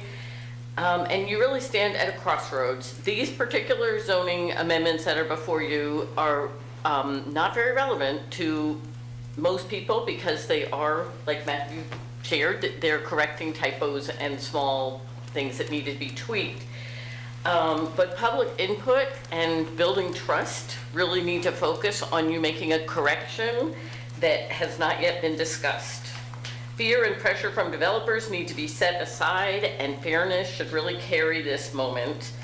From 2019 to 2023, I worked closely with members of the Charlottesville Low-Income Housing Coalition to ensure that the voices of over 300 historically harmed people were heard. They resoundingly supported anti-displacement protections and quality of life improvements for the major core neighborhoods, 10th and Page, Rose Hill, and Fikeville. One of the key protections was the core neighborhood corridor overlays to ensure no more dairy markets would tower above people's homes and to slow mass displacement and loss of culture. However, the overlays were not implemented as promised, and they're not strong enough to meet their intended purposes. You can correct that now, and the zoning text amendment that the community needs could establish a 3-story limit specifically around the core neighborhoods, and perhaps include a special use permit process to potentially offer 2 more stories of increased height if 20% of the building's homes were dedicated to 50% AMI affordable housing. We don't need studies or lengthy engagement processes because we did that from 2019 to 2023. That was done. This really is a correction. Core neighborhood residents should not have massive new developments overshadowing and isolating them and eroding their communities. Developers' concerns can be addressed by increasing height in the JPA and Stadium Road neighborhoods. The information about West Haven redevelopment that was included in your packet tonight showed the proposed LB Collective building as though it was a fact, even though no application has been submitted. So it truly is not too late to correct and not continue the patterns of racist land use decisions made by past city councils. Loss of culture isn't an academic idea. The unraveling of neighborhood fabric means that elders and families face a variety of unmet needs, and it's likely that you, as more affluent community members, have not experienced the benefits of these types of support, but they truly are critical and can mean all the difference between a child's success or an elder's placement in a nursing home. Amending the zoning text to fulfill the strong core neighborhood corridor protections that were discussed and promised to residents will help preserve culture, improve quality of life among historically harmed residents, and support future affordable housing redevelopment. Please immediately correct the code. Thank you. Thank you, Emily. Wendy?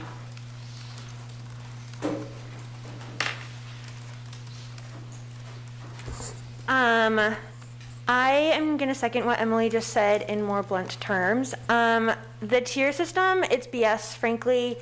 The issues that community members have been coming to y'all for months and months, it's almost been 7 months at this point.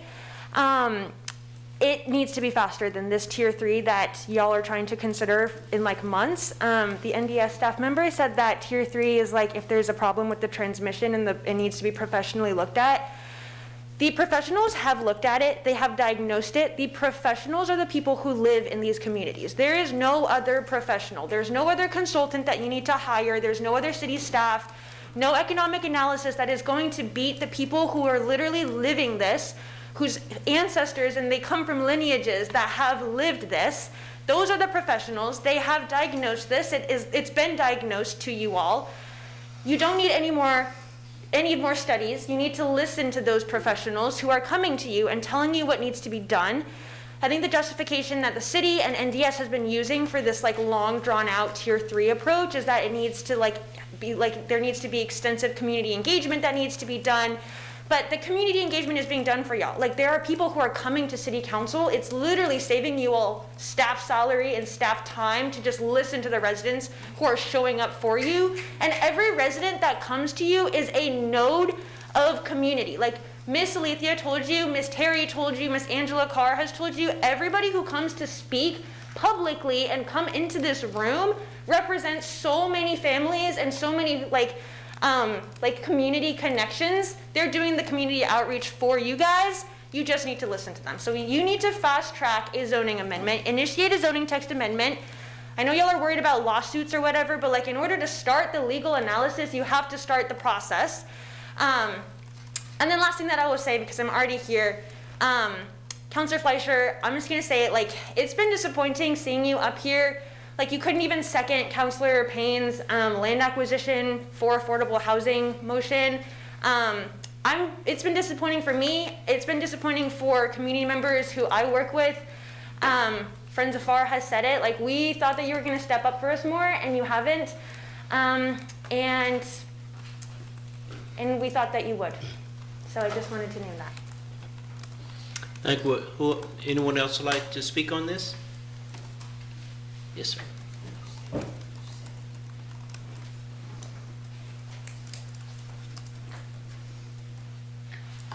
Hi there, I'm Frank Bechter again, and maybe I'll have 30 seconds to just formulate some thoughts on this, but it's a simple idea.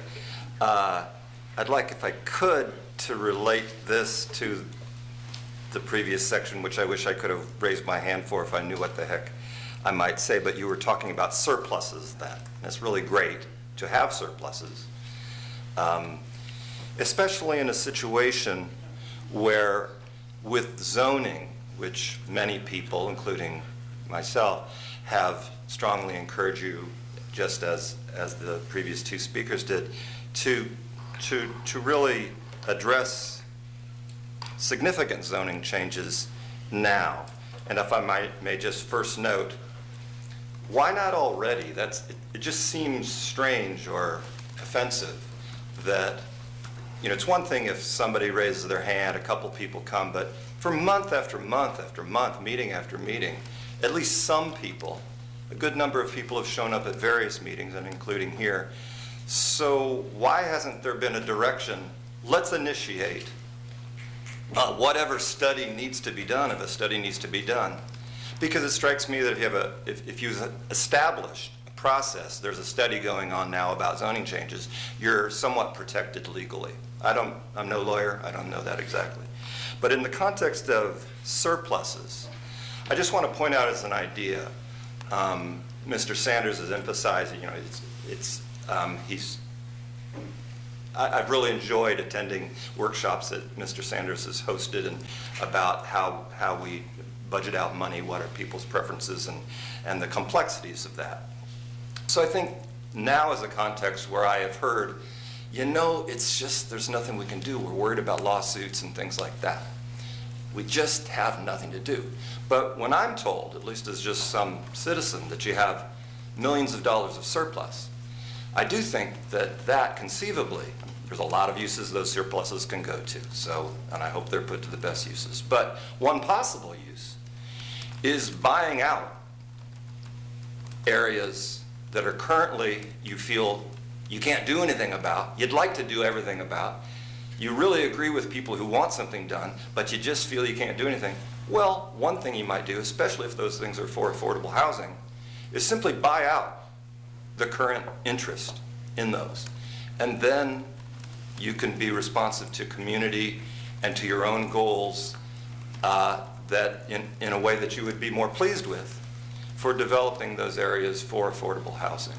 So that's from the previous section, but also for this one too. I second and third the notion of getting to the major changes now, and I hope public engagement doesn't mean a way to dilute all of the things that have already been told to you.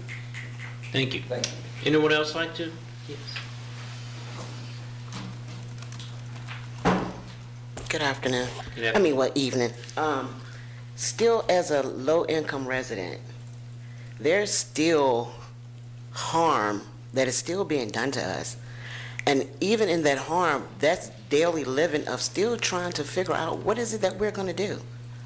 Why are we going to continue to have these zoning codes that are not in place for displacement?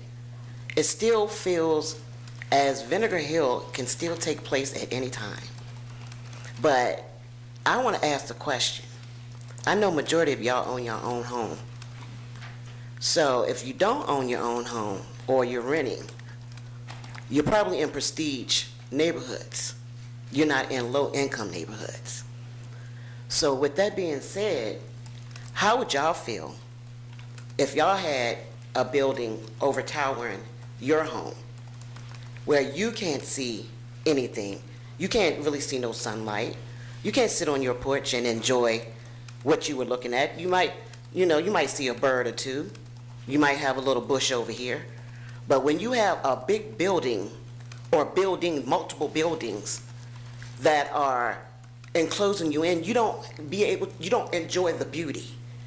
You're paying your money, what you're barely making to afford to live, but you have all this beauty with the big luxury. This zone over here gives them access to do this, gives them access to do that. But in your neighborhood, you're not living like that. You're living where you pay your money and you want to enjoy where you live. That's what we want to do. We want to enjoy where we live at as well. We don't want to keep looking at buildings, even though I know things are going to be going up, right? But we don't want to continue to have to look up like we look up every day. Every day, it's tiring of looking up. We've been looking up in this city for a long time. And the longer we keep looking up, y'all continue to look down. So I need for y'all to please take heed and listen to us and really understand what it is that we're asking. I mean, these lawsuits, yeah, we've been in lawsuits for years. But what has that done? That hasn't rectified the problem that we still, as the people, still endure. So I would just still ask, put yourself in them neighborhoods and put those obstructions in those buildings overtowering you and tell me how you will feel. Thank you. Joy.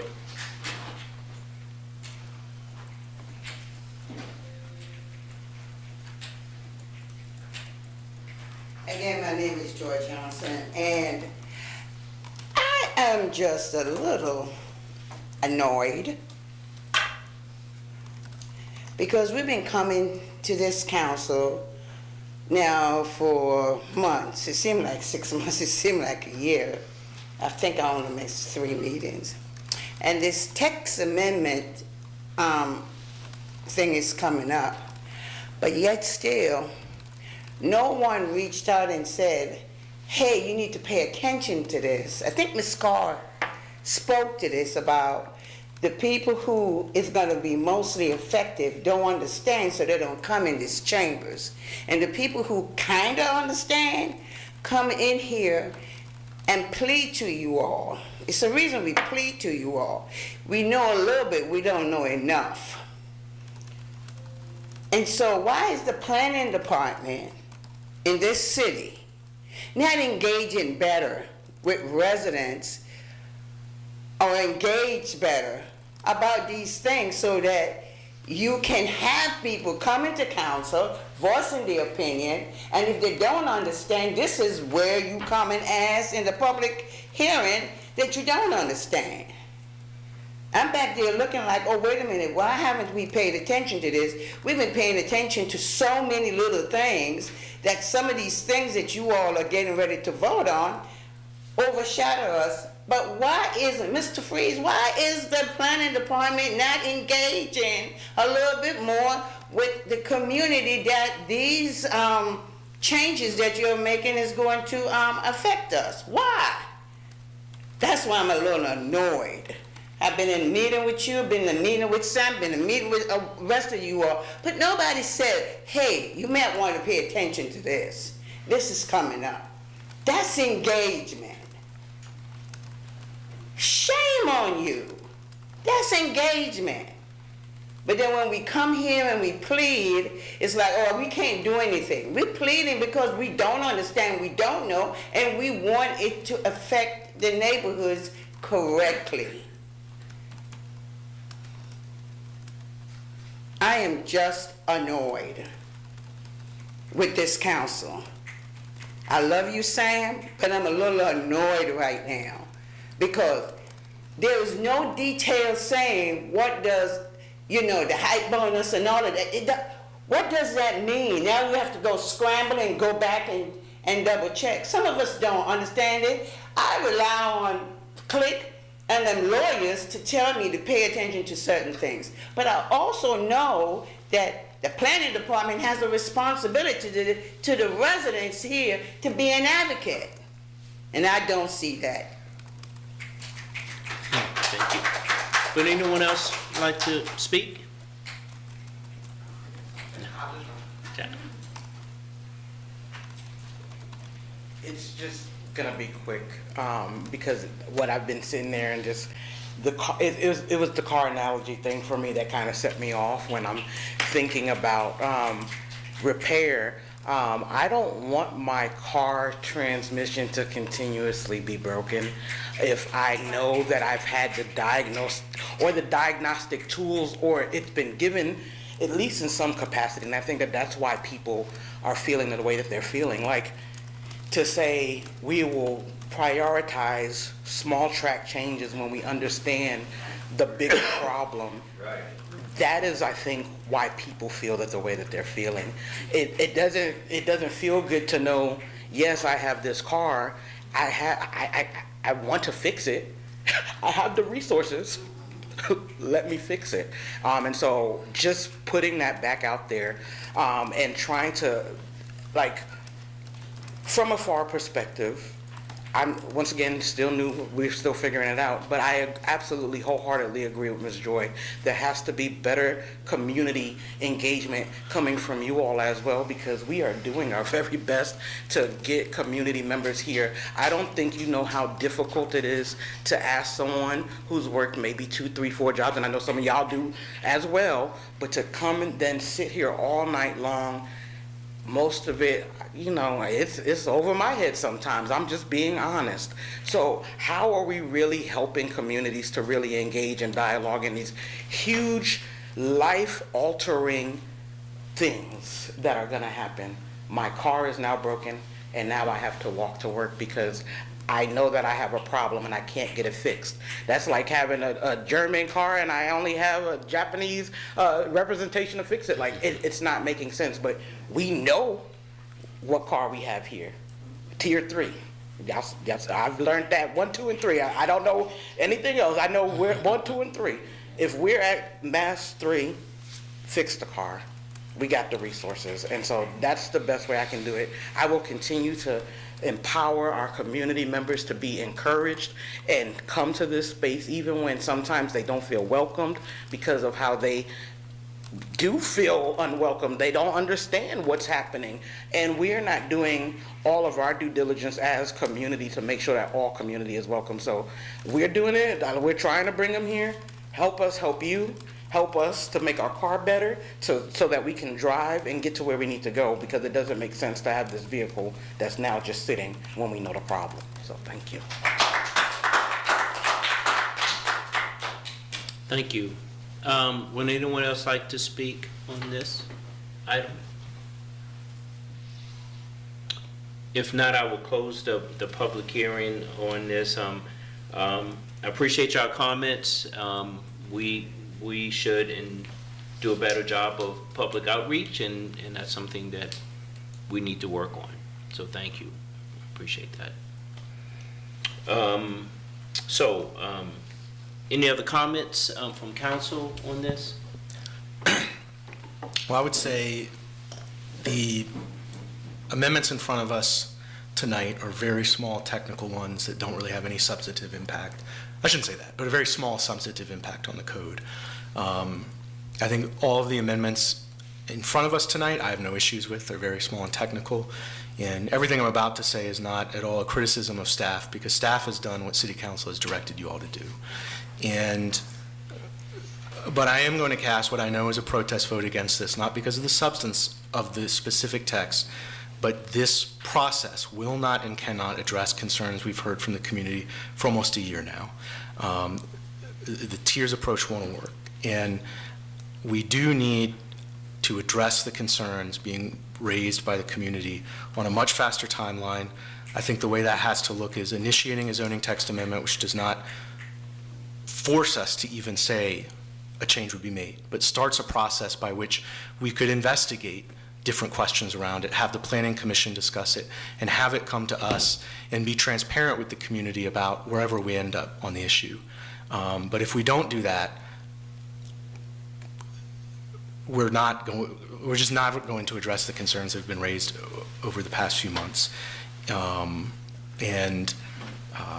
just end by stepping back. I mean, what we've heard again tonight, we have a radical economic change being imposed right behind one of the oldest black churches in the entire state of Virginia, over 250 years old, the building, a congregation that formed during the Civil War. we have a radical economic change being imposed next to our largest public housing sites in areas that were the exact places urban renewal happened. And I include myself in this in terms of when the new zoning was developed. And this is no one's fault, but it was the pandemic. We did not have the ability to go to people and meet with them and say, do workshops. This is what CX3 looks like. This is what CX5 looks like. This is what NX10 looks like. Let's walk through the economic implications, what it's going to mean to your neighborhood. And so what we're hearing is almost nobody in these neighborhoods even knew that NX10 and CX8 and CX5 were the designations and the implications of that. And I think if we can just initiate a zoning text amendment to either establish renting by the bedroom as a use type and have a special exception permit for it, or expanding the core neighborhood overlay, we can at least create a foundation to have those conversations that just weren't possible in the pandemic. Because otherwise we're imposing massive economic changes on these communities when they simply weren't involved in that process. And I do think, again, this is no criticism of staff because you're doing what City Council has directed you to do, but City Council has to adjust and acknowledge we made a mistake, there's a different way to do this. Thank you, Michael. Other comments on this before we take a vote on the Tier 1 and 2 changes? Just to clarify, now that the Tier 1 and 2 changes are checking off the list, does that give staff bandwidth to review any Tier 3 items that might already be on their list? So just for clarification, one of the Tier 3s are part of the NDS work plan. So when something is identified as Tier 3, then it needs to be worked into the larger development NDS work plan that the director is putting together. That involves the long-range planning department. So our side is the development review part, so we're only on actually reviewing plans, and then our long-range planning department is looking at some of those larger issues. Are you quite familiar with the work plan off the top of your head, or? I'm not, but I know Director Brown will be coming forward in the near future with looking at the 2026-2027 work plan with y'all. Yeah, I know we've seen it. I don't have it in front of me, so I can't refer to it exactly. But my question would only be, at a meeting last month, I forget if it was the first or the second one, we all kind of loosely seem to agree that revising the co-living, I liked that word that he used earlier, area to reflect closer the geography of JPA Stadium Ivy was something that we would all be inclined towards. So, Sam, do you know if that made it on the work plan? I don't. I'm looking at the schedule right now. The next presentation by Ms. Brown is scheduled for April 20th, and that's the ADU manual. Okay, so we can maybe reach out and see if that's on the work plan somewhere. But, because it does take 3 of us to direct any one thing, and so gathering that and initiating that is a strategy to make things happen. So all 5 of us kind of lean towards that at the meeting, but other stuff has yet to be kind of specifically. Would you restate the item that you're interested in? I can actually take a look at that. but I Yeah, just don't know. certainly. The request to shift the co-living radius to be more along JPA Stadium Ivy areas, as discussed in the meeting 2 or 3 ago. Yeah, so the ADU manual updates and other related items are part of the update that Ms. Brown will be giving at that meeting.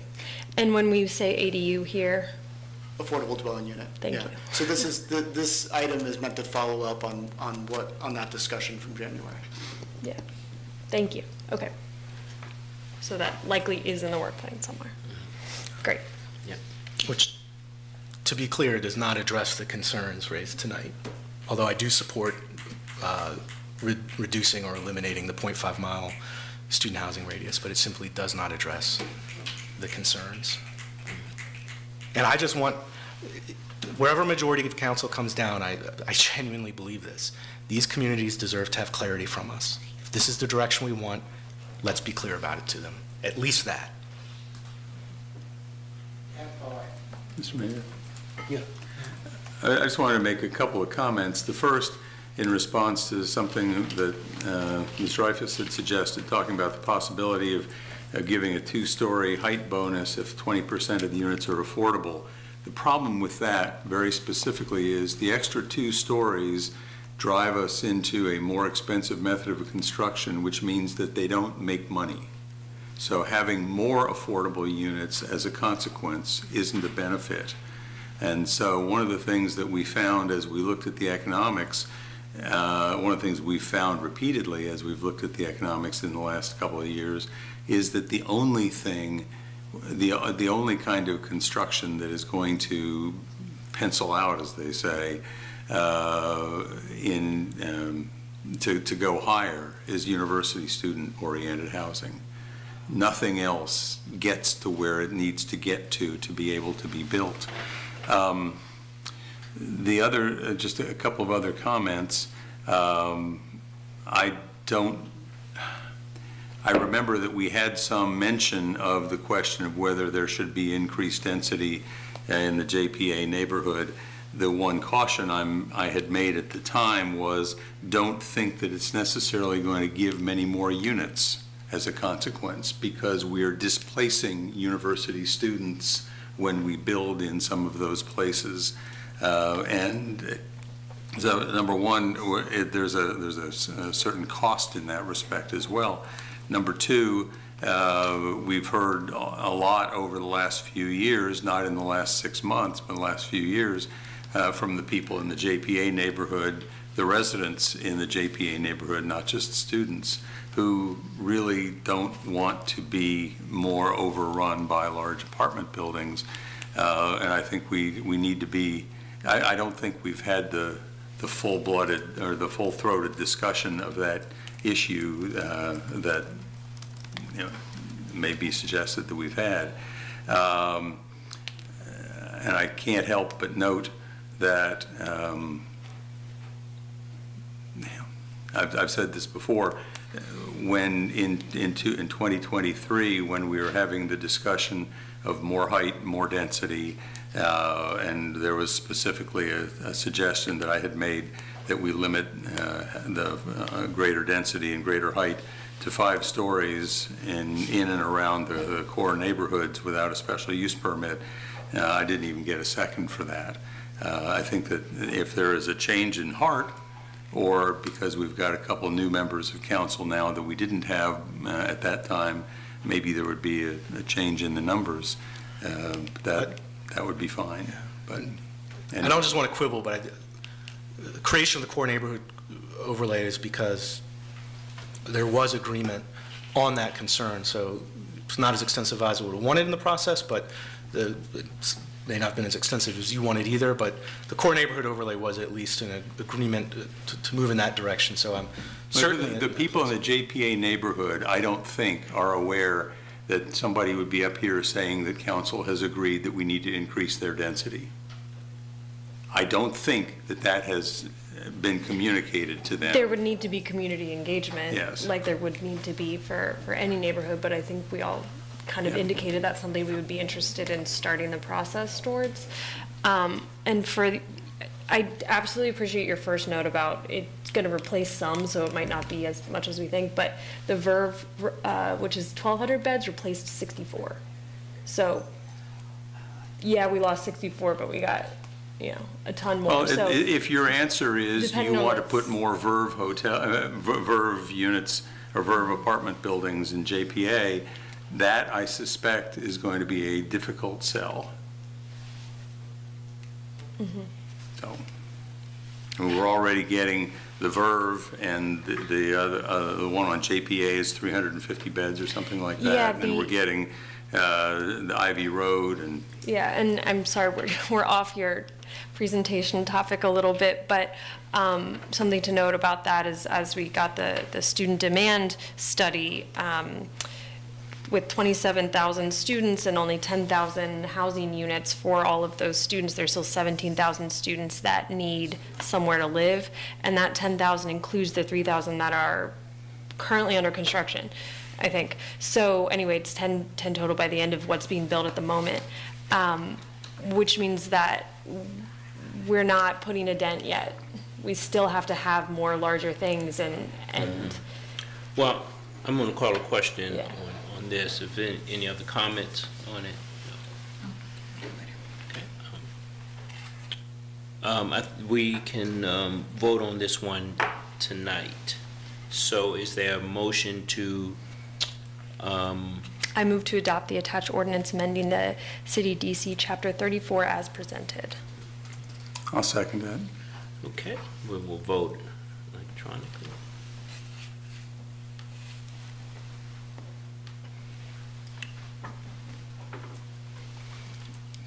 The motion passes 4-1. The next item on the agenda is a public hearing and ordinance update to Neighborhood Development Services fee schedule for land use and development review.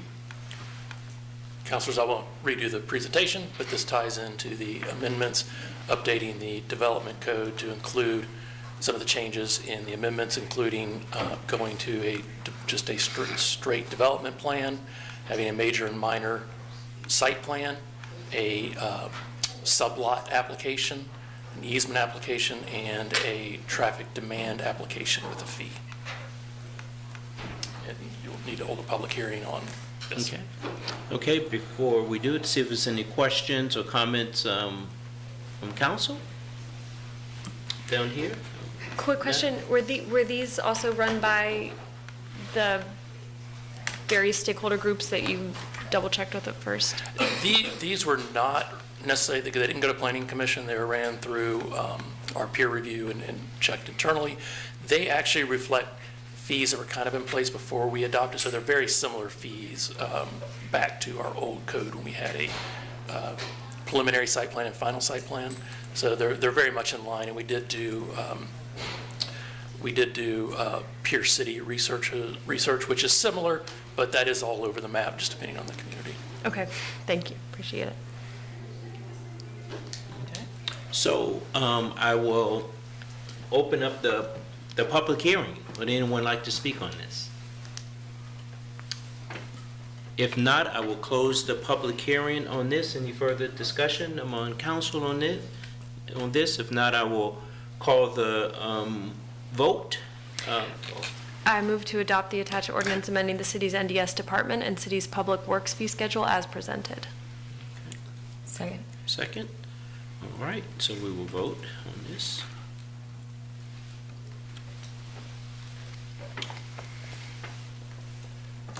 The motion passes 5-0. The next item on the agenda is a public hearing and ordinance for a quitclaim natural gas easement. Jason. Good evening, Mayor, Vice Mayor, and councilors. My name is Jason McAwee. I'm the Deputy Director for Utilities. And tonight I will be speaking with you, about a quitclaim natural gas easement in the 5B block of the Belvedere subdivision in Albemarle County. In 2023, the city of Charlottesville acquired a natural gas line easement from Greenwood Holdings. Portions of the easement are located within Miranda Crossing and Fowler Street in Block 5B of the Belvedere subdivision. The roads are now public rights-of-way, and the Virginia Department of Transportation is prepared to accept those roads into the state highway system. The attached ordinance proposes to quitclaim portions of an existing natural gas easement for VDOT to accept these roads into the state maintenance system. The natural gas facilities will continue to be owned and maintained by the city even after the easement is quitclaimed to the state.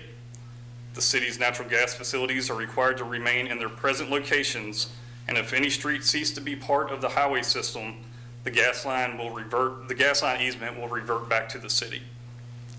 In accordance with Virginia Code, a public hearing is required to allow the public a chance to comment on a proposed conveyance of a public property interest, and notice to the public was advertised at least 7 days prior to this meeting. City utility staff recommends City Council adopt the attached ordinance authorizing the quitclaim of the portions of the existing natural gas easement to VDOT, allowing it to accept said roads into the state highway system. City utility staff also recommends City Council waive any required second reading, and I'm available for any questions that you may have. Okay. Thank you. Before I open up the public hearing, I'll see if council has any questions. No questions. Okay, I will open up the public hearing for this. Would anyone like to speak on this matter? If not, I will close the public hearing and call the question for this, please. I move to adopt the attached ordinance authorizing the quitclaim of portions of an existing city natural gas easement to VDOT, allowing it to accept said roads into the state highway maintenance system. I also move that city council waive any required second reading. Second. Second, okay, we'll vote on this. Thank you. We're now at the opportunity for second community matters. Would anyone like to speak? If not, can I get a motion to adjourn, please? So moved.